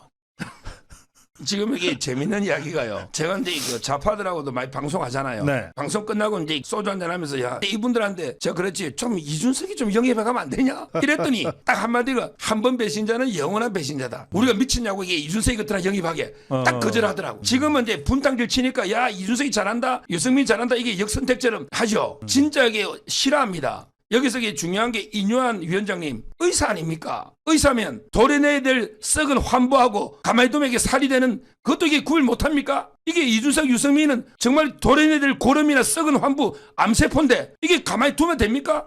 두면 이게 그냥 살이 되고 건강한 살이 됩니까? 이 도려내야 되잖아요. 아니 의사가 그것도 판단 못합니까? 저는 정말로 이게 판단을 잘못했다. 여기서는 또 이뇨한 위원장 판단을 잘못한 것처럼 얘기를 해서 아니 이준석이가 도려내야 될 거다. 유승민이가 도려낼 그거 맞잖아요. 제 일관돼 주장. 그러니까 그 말은 맞는데 뒤에 이뇨한 근데 위원장 계속 포용하러 너무 가길래 예. 일부 목소리는 이게 비굴할 정도로 포용하러 이준석이를 포용하게서 가길래 포용할 필요 없다. 제가 이제 그 부분을 여론을 말한 건데 전체적인 예. 취지는 도려내야 돼. 보세요. 추천한 사람이 가가지고 이런 이야기 저런 이야기면 끝까지 막아줘야지. 그걸 갖다 추천한 사람이 자신의 생각하고 조금 다르다고 해가지고 또 인류원을 욕하고 욕한 거 들켜서 지금 우사당하고 이러잖아. 욕을 한 건 아닙니다. 김유정 의원 수고가 많으십니다. 예. 저도 이제 조금 적응이 됩니다. 네, 적응이 되는 것 같아요. 밸런스가 맞아가고 있어가지고. 잠깐 웃자고 말씀드린 저는 건데 서정우하고 목소리 톤이 다릅니다. 서정우 변호사 나의 왼쪽 귀가 여기까지도 힘들어요. 예, 서정우 변호사가 왔다 갔다 합니다. 예. 이렇게 지금 이뇨한 위원장이 예를 쓰고 있습니다만 이준석 전 대표는 마음이 이미 떠난 것 같지요. 어제 밤에 KBS 더 라이브에 나와서 얘기하는 걸 들어봤는데 신당 계획이 좀 상당히 구체화되고 있는 것 같이 들렸습니다. 어제 얘기 잠깐 들어볼까요? 저는 제 인생에서 가장 부정하고 싶은 정치가 간보는 정치입니다. 저는 선거를 이기기 위해 가지고 국민의힘이 변화하라고 1년 반 가까운 시간 동안 이야기를 해왔고요. 네. 국민의힘에서 뭔가 변화를 모색하는 것의 의미가 사라지는 순간 저는 움직입니다. 사실 1년 반 전까지만 해도 국민의힘은 선거 연달아 이기고 그리고 굉장히 잘 나갔었거든요. 네. 근데 이게 그러면은 망가지게 된 것이 누구의 책임이냐를 봤을 때 저는 리더십에 문제가 있다 보는 겁니다. 리더십이 교체되는 순간 이거는 충분히 고쳤을 수 있는 곳이다 라고 판단하고 있는 것이고요. 물러갈 때를 아는 자의 뒷모습은 얼마나 아름답겠습니까? 그거 보면서 그냥 기다리고 있는 겁니다. 그거는 보통 이제 민주당에서 하는 생각이에요. 대선 때 하도 후보하는 것 좀 교정하려고 제가 굉장히 세게 붙었다가 나중에 후보가 그러면은 그걸 받아들이고 이런 걸 반복하다 보니까 야, 또 그렇게 되는 거 아니야? 해가지고 그런 얘기를 요즘 자주 하더라고요. 진심이었던 거예요. 봉합쇼가 아닌 거예요, 그거는. 자, 이준석 전 대표 얘기를 다 들어볼 수는 없고 정태근 대표도 지금 이제 새로운 세력을 계속 이제 만들어가고 계시잖아요. 네. 이준석 전 대표하고도 뭐 좀 만나고 그렇게 하십니까? 제가 직접 만나지는 않았죠. 근데 이제 뭐 저랑 같이 활동하시는 분이 이제 최근에 만났고, 뭐 지난번에 제가 여기 인터뷰할 때도 말씀드렸습니다만 어떻든 지금 이제 밖에서 양당 구조를 변화시켜야 되겠다고 생각하시는 사람들의 기본적인 생각은 지금 국민의힘에 있는 이준석, 유승민부터 시작해서 지금 현재 이제 그 신당을 만들겠다고 한 뭐 중도 진영에 있는 사람뿐만 아니라 민주당의 비명계, 정의당에 있는 분들까지 해서 크게 이제 큰 텐트를 쳐야 된다 이런 생각들을 갖고 있는 것이고요. 예. 아마 이제 앞서서 이제 이뇨한 위원장이 찾아갔는데 이준석 대표가 안 만난 이유는 뭐냐면 아마 이준석 대표를 잡을 수 있는 방법은 적어도 뭐 선대위원장 준다 이런 정도 얘기가 돼야지 사실은 그 선택지가 있는 거거든요. 근데 이제 이준석 대표 입장에서 보면 그런 권한이 없어요.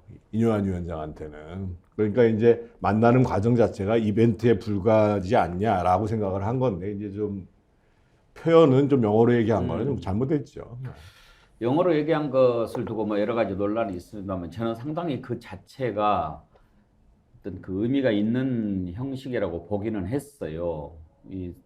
그 장의가 나중 설명이 오히려 저는 그 빛을 가렸다고 보는데 온다는 얘기를 듣고 영어로 얘기를 해야 되겠다 생각한 게 너와 나의 언어가 다르다라고 하는 것을 영어로 표현하면서 얘기하고 싶었던 것 같아요.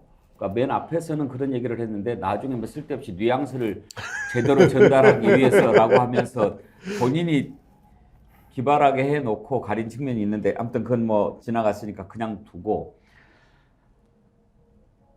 정태근 대표께서도 김정인 위원장하고 아주 가까우시잖아요. 근데 네. 지난번에 이준석 대표 김정인 위원장 찾아뵀다고 그러는데 김정인 위원장께서 뭐라고 말씀하셨을까요? 제가 직접 김종인 위원장님하고 통화를 하지는 않았는데 김종인 위원장님은 뭐 이제 오는 분들한테 일관되게 얘기한 게 있었어요. 예를 들면 양양자 의원한테도 지금 신당을 크게 해야 된다라고 얘기를 한 거고 그 유추해 볼 수 있는 것은 이제 그 이준석 대표가 나와서 자기 뭐 이준석의 이름을 건 뭐 이준석당 이런 게 아니라 상당히 폭넓은 스펙트럼을 갖는 정당을 만들겠다라고 얘기한 걸 봐서는 김종인 위원장님께서 기본적으로 아까 제가 말씀드린 것과 같이 단일하고 폭넓은 지지를 받을 수 있는 정당을 만들어야 된다. 거기에 이제 조금 몸을 낮추더라도 협력해야 되지 않겠냐.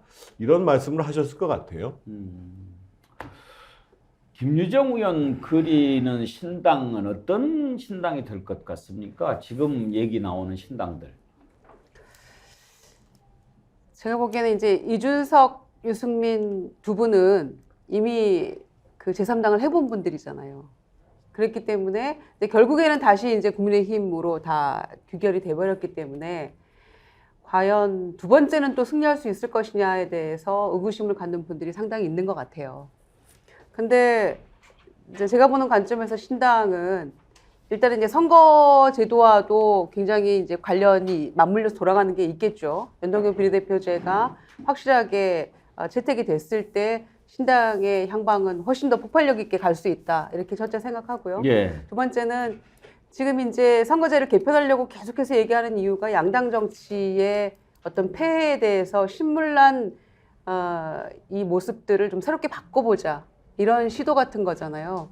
그래서 현재는 뭐 보수당 내부에서 이준석 신당으로 그렇게 칭해지지만 어쩌면은 목표가 만약에 그 양당의 폐해를 극복하는 어떤 새로운 정치의 모습을 향해 가는 그게 공통점을 갖고 있다면 그 공통 분모라면은 아마 여러 세력들을 한꺼번에 다 교합할 수 있는 어쩌면 조금 더 큰 그런 그 제3 세력으로서의 모습을 가질 수도 있겠다.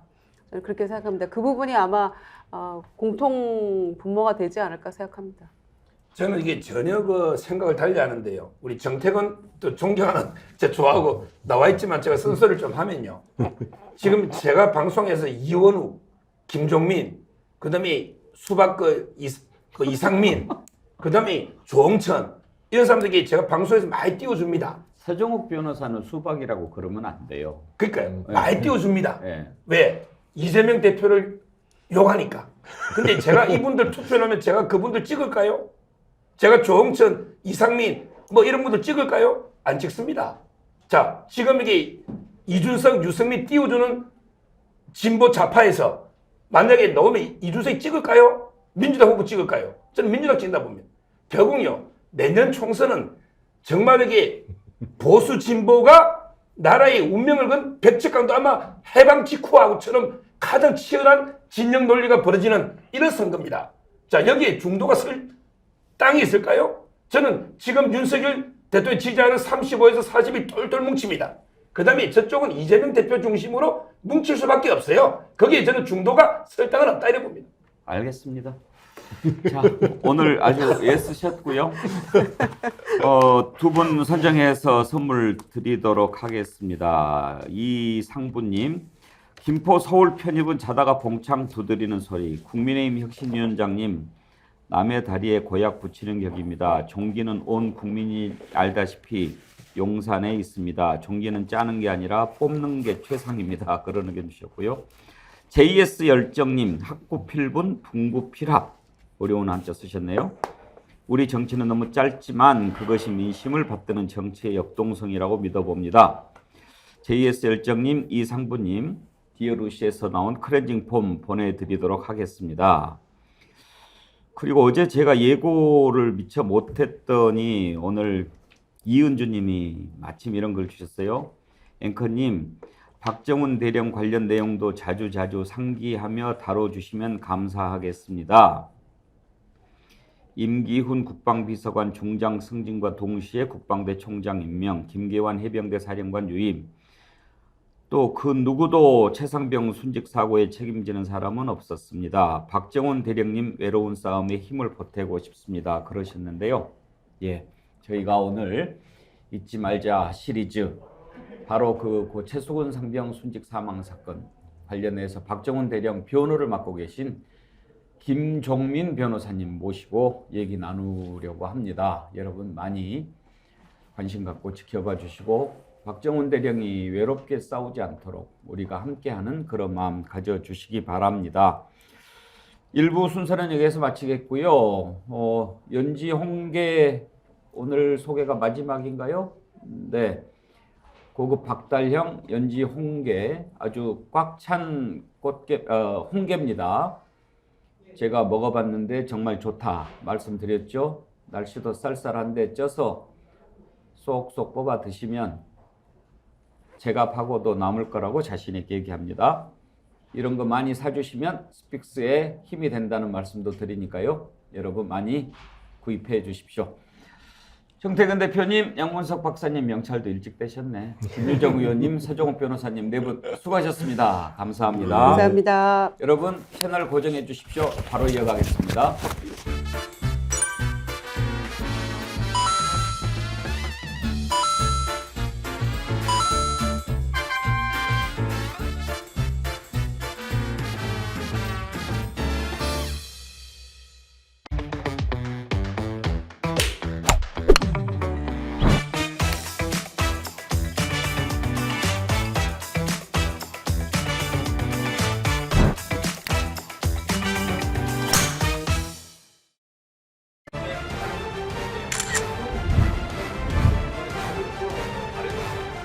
뉴스는 가시 돋친 생선과 같습니다. 잘 발라 드셔야 됩니다.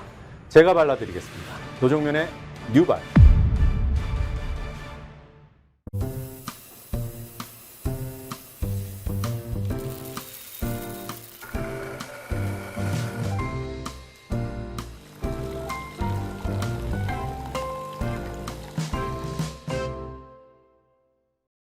예, 말씀드린 대로 저희가 매주 화요일 잊지 말자 시리즈로 진행하고 있습니다. 그동안 우리가 잊어서는 안 될 일들 계속 짚어봤는데 이것만은 꼭 우리가 잊으면 안 되겠다라고 제가 진작부터 얘기한 것 있죠. 고 최수근 상병 순직 사건 수사 외압 의혹, 이건 정말 반드시 밝혀져야 됩니다.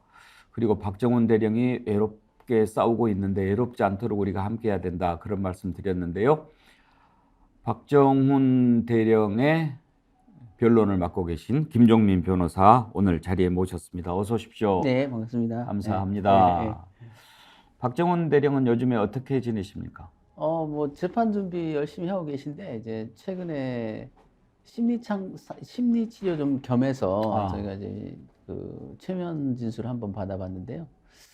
생각보다 그 마음의 상처가 심하더라고요. 그러니까 이제 겉으로는 굉장히 태연하신 척 얘기하는데 이제 심리 치료를 받아보니까 굉장히 억울한 마음, 또 그 순직 해병에 대한 그런 죄책감, 그것 때문에 일상생활이 좀 힘들 정도로 괴로워하시고 두통, 치통, 이렇게 굉장히 고생하셨더라고요. 그런데 다행히 심리 치료가 잘 끝나서 그 다음부터는 뭘 좀 볼 수 있다. 그 전에는 집중이 안 돼서 뭘 볼 수가 없었대요. 뭘 보면 막 정신이 상만해지고.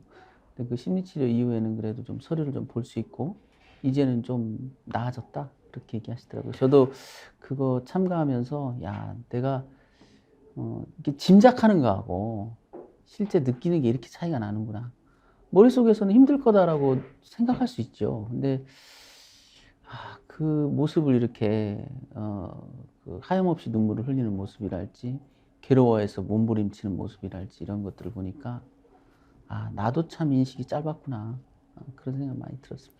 저희 애청자님도 그렇지만 많은 국민들이 응원하고 이렇게 성원하고 있을 것 같은데 그런 뜻은 어떻게 전달이 됩니까? 뭐 여러 경로로 이제 알려지는데 심지어 저한테도 예. 사무실 전화를 어떻게 아시고 밤 늦게도 전화 주시는 국민들이 있습니다. 어떤 분 같은 경우는 뭐 재미교포라고 뭐 후원을 하고 싶다고 해서 후원할 수 있는 곳을 안내를 해드리고 그러는데 상당히 그런 분들이 많이 연락을 주시고 계시고요. 뭐 이제 단장님 개인 핸드폰은 모르시기 때문에 아마 저한테 연락을 주시거나 또 해병대 전우회에 많은 연락을 주시는 것 같습니다. 그러니까 상당히 많은 분들이 응원하는 것은 뭐 느낄 수 있고 굉장히 국민 여러분께 감사하죠. 근데 이제 또 사건의 진척도가 굉장히 느리고 그 고통이 이제 본인한테는 그런 이제 자기를 응원하는 분들을 통해서 위로를 받지만 또 동시에 또 이유 없는 공격들에 또 시달리고 많은 또 극우 유튜버들이 또 이 소재를 가지고 이제 어떻게 보면 비아냥거린다랄지 정치적 색깔을 더 씌워가지고 불순한 의도인 양 몰아간다 할지 이런 것들 때문에 참 양방향에서 한편으로는 위로받고 또 한편으로는 분노를 느끼고 그래서 제가 이제 권했던 건 될 수 있으면 그런 안 좋은 얘기를 하는 채널들은 보지 마라. 그게 이제 마음에 상처가 되고 이 사건이 끝나도 그게 후유증으로 남는다. 오히려 좋게 말하는 분들, 응원하는 분들, 그분들 말에 집중하고 의식적으로라도 그런 것들은 듣고 뭐 보지 마라 그러고 있습니다. 만나시면 우리 정치본색 애청자님들이 크게 성원한다는 말씀 꼭 전해주시고 그러겠습니다. 제가 백운기가 끝까지 함께 하겠다라는 예. 뜻을 꼭 좀 네, 전해주시면 알겠습니다. 좋겠습니다. 벌써 힘내세요 성원 글이 빗발치는데요. 정충기님, 김정민 변호사님 수고가 많으십니다. 감사드립니다. 변호사님 수고 많습니다. 국민이 응원합니다. 티그레님 보내주셨고요. 뭐 지금 막 쏟아지니까 제가 다 소개는 못하겠지만 코코님, 박대령님 힘내세요. 아드님께서 훌륭한 아버지로 기억할 것 같아요. 사랑부리님 눈물이 납니다. 박대령님 힘내세요. 꼭 이겨주세요. 하평파님, 참군님, 박대령 그러셨는데 저는 박정훈 대령 그 모습을 봤을 때 정말 강직한 군인의 모습, 참 군인의 모습이 확 느껴지기도 했지만 인터뷰 중에 그런 얘기를 하는 걸 들었어요. 우리 아들한테 나는 떳떳하다. 나는 당당하다.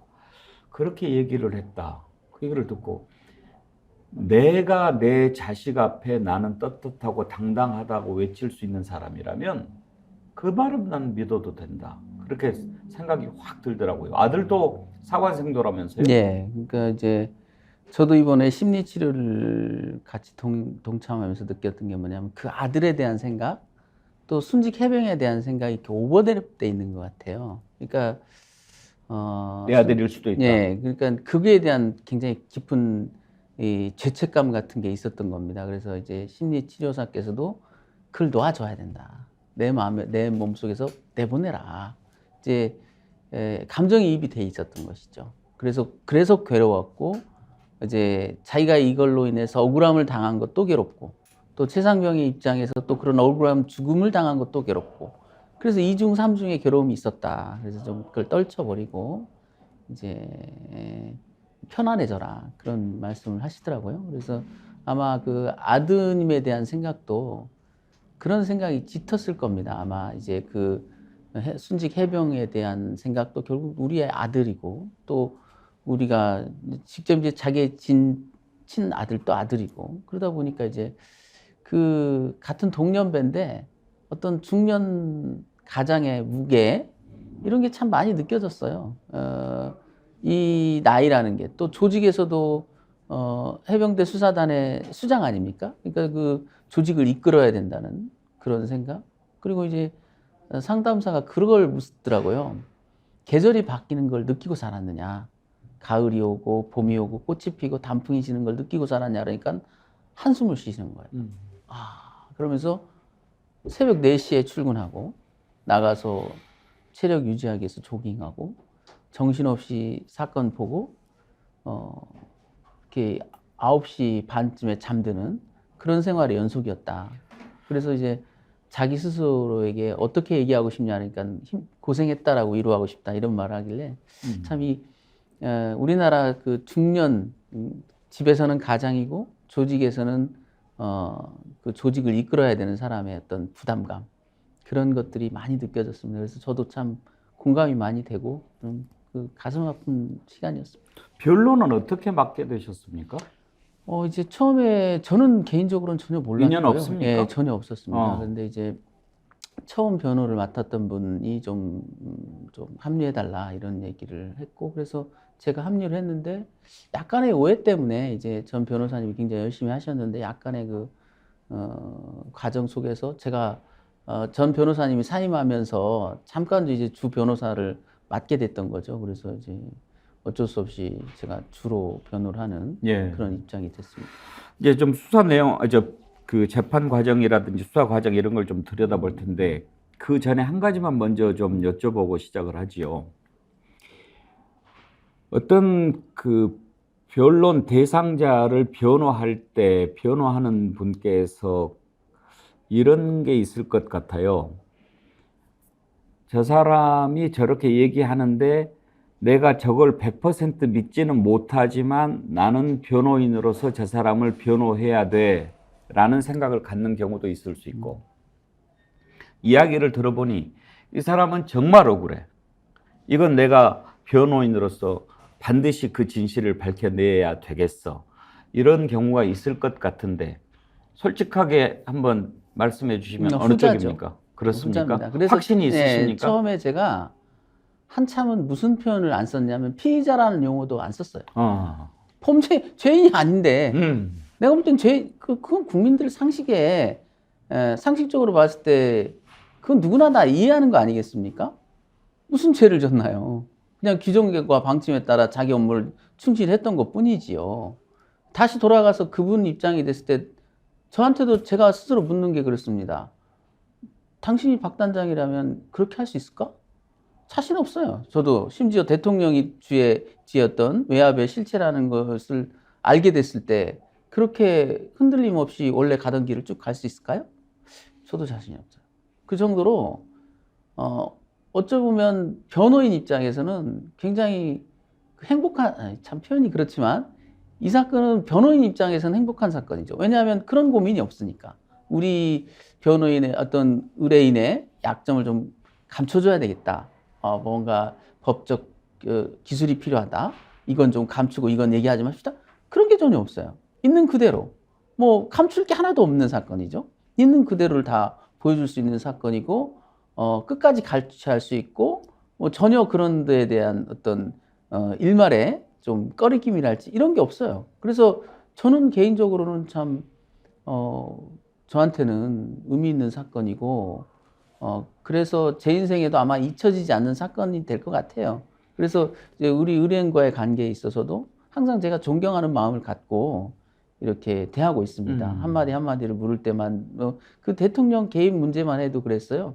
제가 처음에 그 부분을 알지 못했었고 주 변호사가 아니었기 때문에 그걸 과정을 알아가는 과정 속에서도 혹시 힘들어하지 않을까? 내가 묻는 것이 저분한테 좀 괴롭지 않을까 해서 참 무던히도 이제 알아보려고 저도 많이 노력을 했던 거거든요. 변호인과 의뢰인 사이에 그런 관계가 생길 수 있다는 게 참 대단한 거죠. 지금 사건을 우리가 이제 명명하기를 고 최수근 해병 순직 사건 수사 외압 의혹 이렇게 지금 부르잖아요. 네. 방금 말씀하실 때 그 외압의 실체가 대통령이다 이렇게 얘기를 하셨는데 그렇게 단정할 수 있는 증거가 있습니까?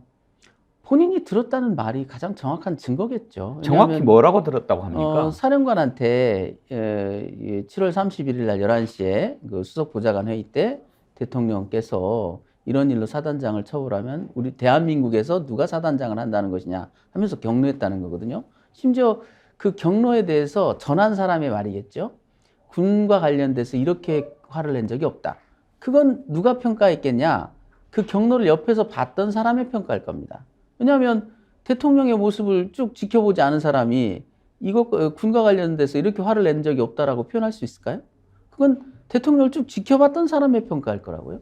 그런 표현이랄지 해병대 사령관이 전한 그 모습이랄지 그리고 이번에 최면 진술에서도 그 부분은 또렷하게 거의 똑같이 나오더라고요. 그래서 저는 일말의 의심이 없다. 다만 이제 증거가 무엇이 있느냐라는 것은 이제 더 찾아봐야 되겠지만 뭐 국민들께서도 그 부분에 대한 의혹은 별로 없을 것이다. 이제 일부 이제 그걸 믿고 싶지 않은 분들은 있을 수 있지만 합리적으로 보면 누구나 그것을 의심할 수밖에 없고 그리고 또 그 이후의 정황들을 보면요.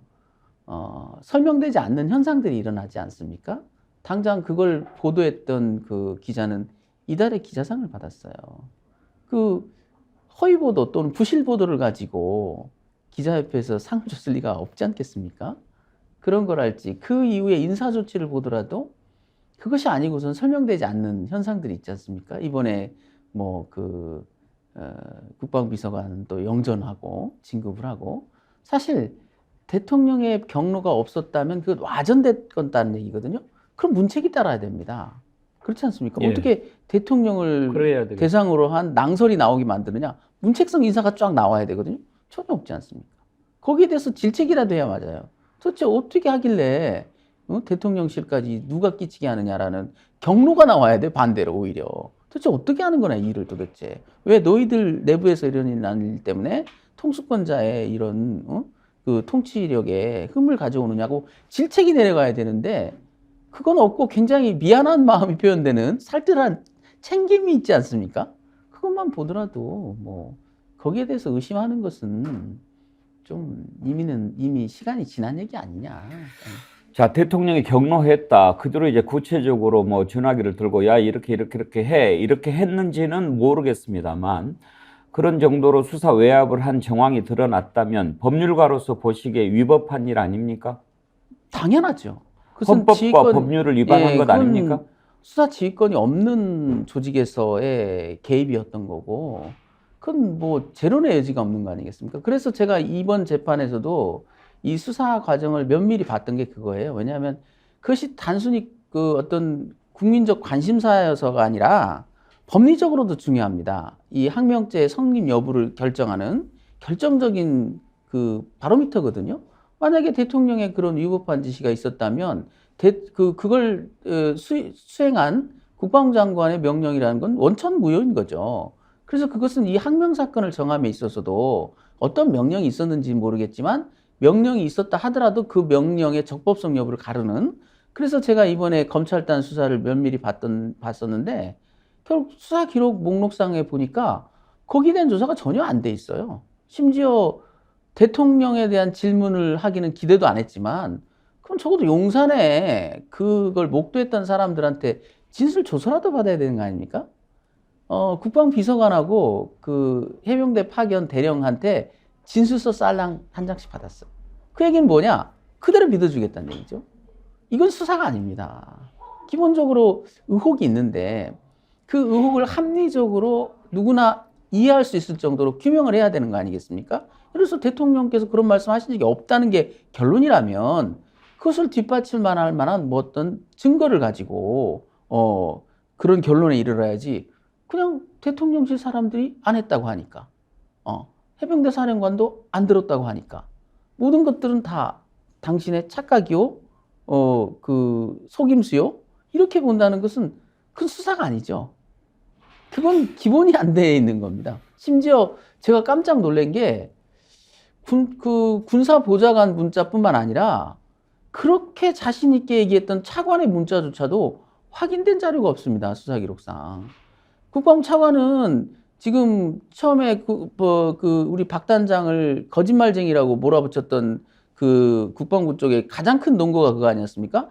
해병대 사령관이 읽어줬다라는 차관의 지시사항이라는 문자 보낸 적이 없다는 겁니다.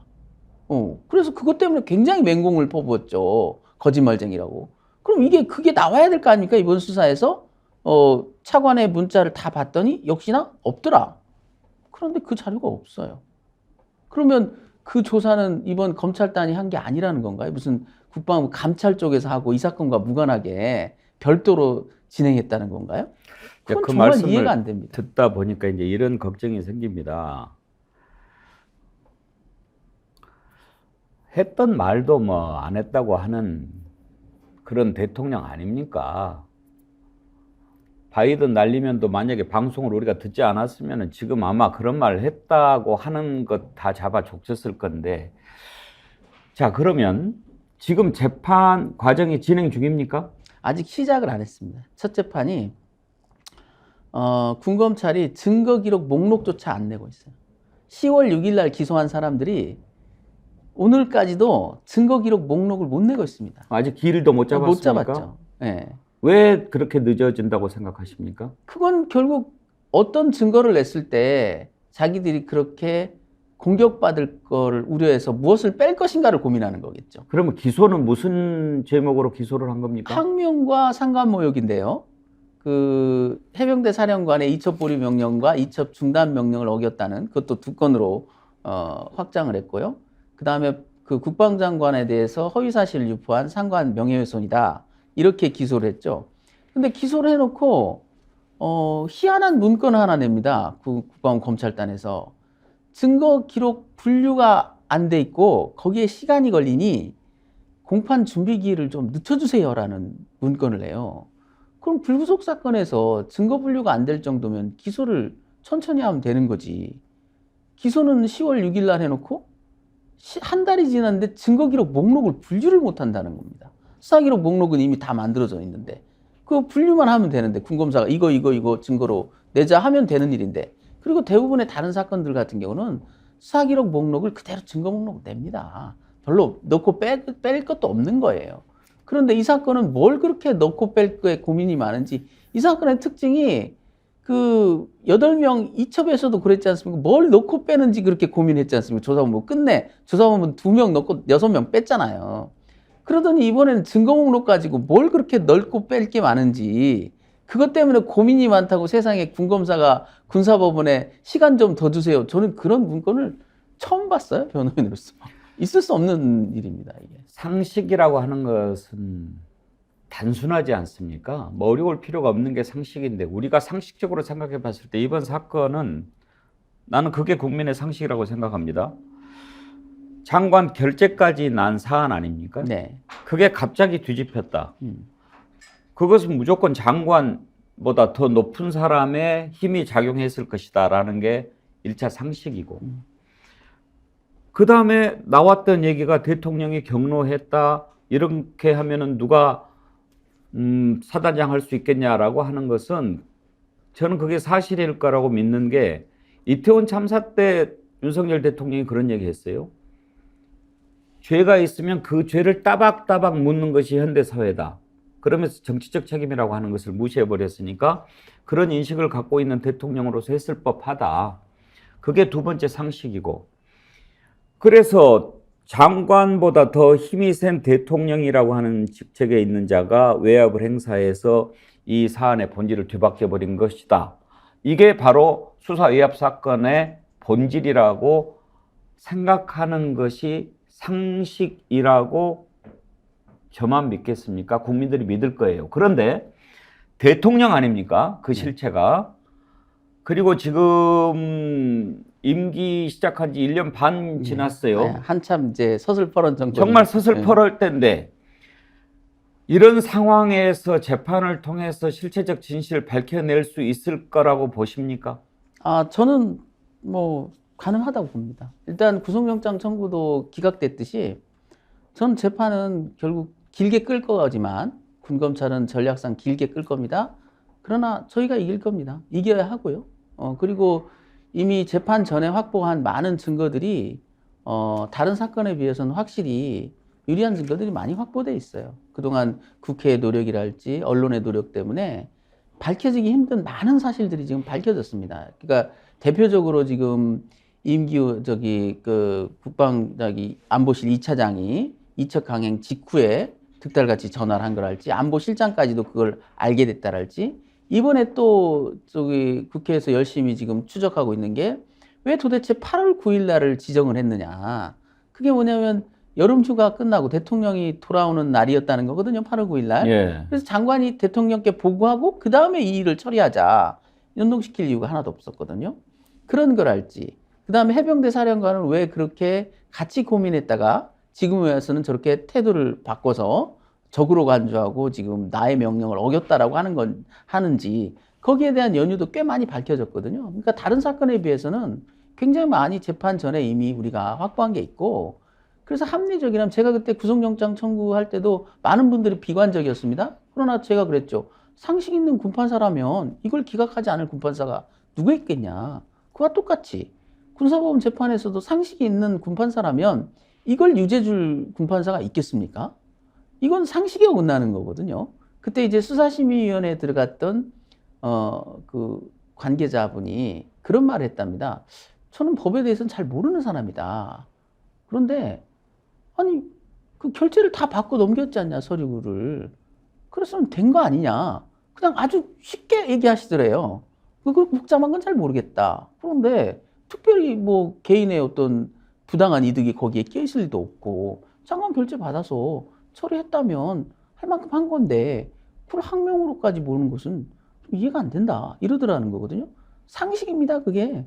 그러니까 그 상식이 있는 사람이라면 그 상식이 있는 사람이 재판을 한다면 여기서 다른 결론을 내긴 힘들 거다. 그건 영장실질심사 때 보여줬듯이 영장실질심사 때도 군검찰에서는 대통령 개입설이 낭설이라고 맹비난을 했습니다. 그래서 제가 차근차근 한 67가지를 들어서 설명을 했죠. 그것은 적어도 해병대 사령관이 그런 말을 했다는 건 팩트다. 그것보다 더 깊은 내용은 우리가 입증할 수 없지만 적어도 해병대 사령관이 7월 31일 날 17시경에 그런 말을 했다는 것은 움직일 수 없는 사실이다. 그런 말을 안 했는데 듣고 와가지고 부하들한테 전달을 했을 까닭이 있습니까? 그래서 대책문건에 올라가고 그건 완전한 착각이 아니라면은 그런 말을 안 했는데 혼자 그렇게 생각하고 내려와서 얘기를 하고 그래서 이제 그때 검찰단에서는 그랬거든요. 그렇게 지어낸 이유에 대해서 항명을 벗어나기 위한 거다. 그런데 그건 그 말은 이미 항명이 터지기 8월 2일 날 항명 문제가 생기는데 7월 31일 날 이미 나온 얘기인데요. 어떤 정신 이상자가 아직 항명하지도 않은 사건에 항명의 변명거리로 이 대통령 개입설을 조작을 하나요? 그건 있을 수 없는 일이거든요. 잠깐 옆으로 가서 변호사님 보시기에 대통령이 그렇게 경로하고 외압을 행사했다고 한다면 왜 그랬을 것 같습니까? 이제 처음에 그런 일이 있었을 때 임성근이죠, 사단장이. 임성근 사단장이 뭐 김태호 차장이나 또 뭐 이종섭 장관이나 이렇게 MB 때 청와대에서 같이 근무한 인연이 있어서 그 사람을 보호하려고 했다. 그런 얘기도 나왔는데 그래서였을 것 같습니까? 아니면 대통령이 검사 출신으로서 자신의 어떤 수사나 사법 철학 뭐 이런 것 때문에 그랬을 것 같습니까? 어느 쪽입니까? 둘 다 가능성이 있다고 봅니다. 근데 오히려 저는 이제 반대로 그러면 그 앞선 많은 대통령들께서 직무를 하셨지 않습니까? 왜 그런 생각들 안 하셨겠습니까? 그리고 항상 최종 결재권자들은 그런 생각을 합니다. 자기 관점에서 보면 이게 탐탁지 않을 수도 있어요. 근데 왜 결재를 하나요? 그 절차를 믿기 때문입니다. 자기가 하는 정도의 고민은 밑에 사람들도 다 해서 절차를 밟아서 올라온 거예요. 그래서 그것을 믿어주는 겁니다. 그게 지금 이 시대에 그 시스템이 무너졌다는 거예요. 대통령이 그렇게 쉽게 어떤 조직 내에서 충분한 절차를 거쳐서 올라온 결재에 대해서 브레이크를 걸고 그렇게 브레이크를 걸었을 때 그게 또 무사 통과돼서 반대 방향으로 급속도로 과속을 내서 달려버리거든요. 그러면 보통 이런 경우에는 대통령이 그렇게 브레이크를 걸더라도 장관이 좀 더 확인한 다음에 대통령이 그게 아닙니다. 제가 확인해 보니까 충분히 이렇게 검토해서 올라온 겁니다. 그래서 저도 결재했으니까 그냥 최종적으로 하시죠. 이렇게 다시 건의를 해야 그게 유연한 사고와 유연한 의사결정 시스템이 있는 조직에서는 그렇게 되는 건데 지금 이거는 이제 대통령이 경로를 하다 보니까 장관은 이제 머리가 하얘진 거죠. 그거는 이건 도대체 장관의 격에 안 맞는 짓 아닙니까? 예. 아니 대통령이 좀 화냈다고 자기 머리가 하얘지면 됩니까? 자기 결재를 했고 다른 데는 이유가 있는데 오히려 그러니까 대통령 그렇게 하시면 안 됩니다. 이건 화도 내고 오히려 자기도 화도 내고 이렇게 해서 거기서 어떤 피드백이 되고 합리적인 결정이 됐어야 되는데 이게 이렇게 됐다는 거예요. 감이 안 되는 네, 그러니까 이게 참 우리 시대의 슬픈 일이죠. 예. 그럼 장관은 왜 결재를 했으며 장관뿐만 아니라 총장도 결재하고 해병대 사령관도 결재하고 기본적으로는 이것은 일광수대장이라는 수사 주체의 수사 결과에 대해서 수사단장이 1차적 결재를 한 거예요. 수사단장이 그 수사 주체가 아닙니다. 그 여러 단계의 결재를 통해서 올라간 겁니다. 그러면 앞으로는 중간 결재는 하지 말아야죠, 그냥. 일광수대장이 직접 대통령에게. 이게 아니잖아요. 우리나라 국가 행정의 시스템이라는 게 있는 건데 그래서 어느 단계에 되면 이제는 번복 불가능한 게 있어요. 약간의 디테일한 미스가 있어도 큰 틀에서는 번복하면 안 되는 절차라는 게 그게 해병대 사령관의 결재가 나면 그다음부터는 건드리면 안 돼요. 예. 그래서 해병대 사령관 결재 난 다음에 유족들한테 설명한 것도 그런 겁니다. 왜냐하면 과거에 관례에 보면 해병대 사령관 정도가 결재하고 나서는 그 다음은 거기에 대해서는 노타치였던 거거든요. 근데 이제 그게 다 깨지고 그냥 갑자기 이런 그 폭풍성으로 휘말리는 이게 굉장히 이 사건의 슬픈 진면목인 거죠. 듣고 싶은 얘기도 많고 또 워낙 말씀도 잘 해주셔서 시간이 쏜살같이 지나가 버렸는데요. 네. 나중에 한 번 더 나와 주십시오. 예. 네. 오늘 이렇게 나와 주셔서 진심으로 네. 감사드리고 진실은 이긴다. 정의는 승리한다. 아직도 많은 국민들 그런 걸 믿고 싶어 합니다. 예, 그래서 저도 자신 있게 잘 얘기를 안 하는 스타일인데요. 제가 이번 사건은 국민들의 그 우려가 너무 많기 때문에 자신 있게 얘기하자. 차라리 그래야지 오히려 힘을 더 받는 거지. 저는 그렇습니다. 이 사건은 자신 있게 이길 수 있다. 또 이겨야 한다. 오늘 박정훈 대령 못지않게 변호사님 격려 글이 많이 올라왔습니다. 네, 감사합니다. 이상보님, 해병대는 무에서 유를 창조하는 해병입니다. 죽을지언정 결코 꺾이지 않습니다. 박정훈 대령님, 당신의 건투를 빌며 응원하겠습니다. 해병 예비역 병장 올림. 혹시 김정민 변호사님은 해병대 출신은 아닙니다. 아니신데? 저는 법무관 출신이니까요. 아, 그러시군요. 변선홍님, 박 대령님 얼마나 상실감이 크실지 해병대 정신을 외면한 많은 사람들의 말들 어찌 화가 치밀지 않을까요? 써니님, 기억하고 기록합시다. 잊지 말아요. 부디 잊지 맙시다. 감사합니다.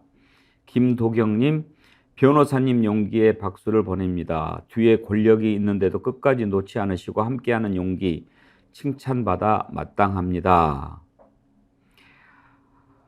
네, 변선홍님 반드시 이기리라 확신합니다. 변호사님 감사합니다. 한 분만 더 소개할까요? 레몬님, 불의를 보고 무릎 꿇는다면 책임자의 자리에 있어서는 안 됩니다. 불의에 맞설 수 있는 사람이 많아야 나라가 제대로 되지 않겠습니까? 그렇지요? 오늘 박정훈 대령 변론을 맡고 계신 김종민 변호사님 모시고 얘기 나눠봤는데요. 정말 그 말씀이 좀 남네요. 신난다고 표현하기는 그렇지만 신나게 변호하고 있다. 함께 해야 될 사람, 그 사람 진실을 믿고 함께 가는 것 해볼 만한 일이죠. 네. 예. 김종민 변호사님, 날씨도 추워지는데 건강 잘 챙기시길 바라고. 네, 감사합니다. 박정훈 대령 뒤에 백운기와 수많은 정어리가 함께 한다고 꼭 전해 주십시오. 네, 감사합니다. 네. 꼭 전화드리겠습니다. 고맙습니다. 함께 해주신 여러분 감사합니다. 오늘 백운계 정치본색 여기서 마치겠습니다. 저는 내일 오전 10시 50분에 다시 찾아뵙겠고요. 이어지는 박시동의 경제본색 많은 시청 바랍니다. 감사합니다.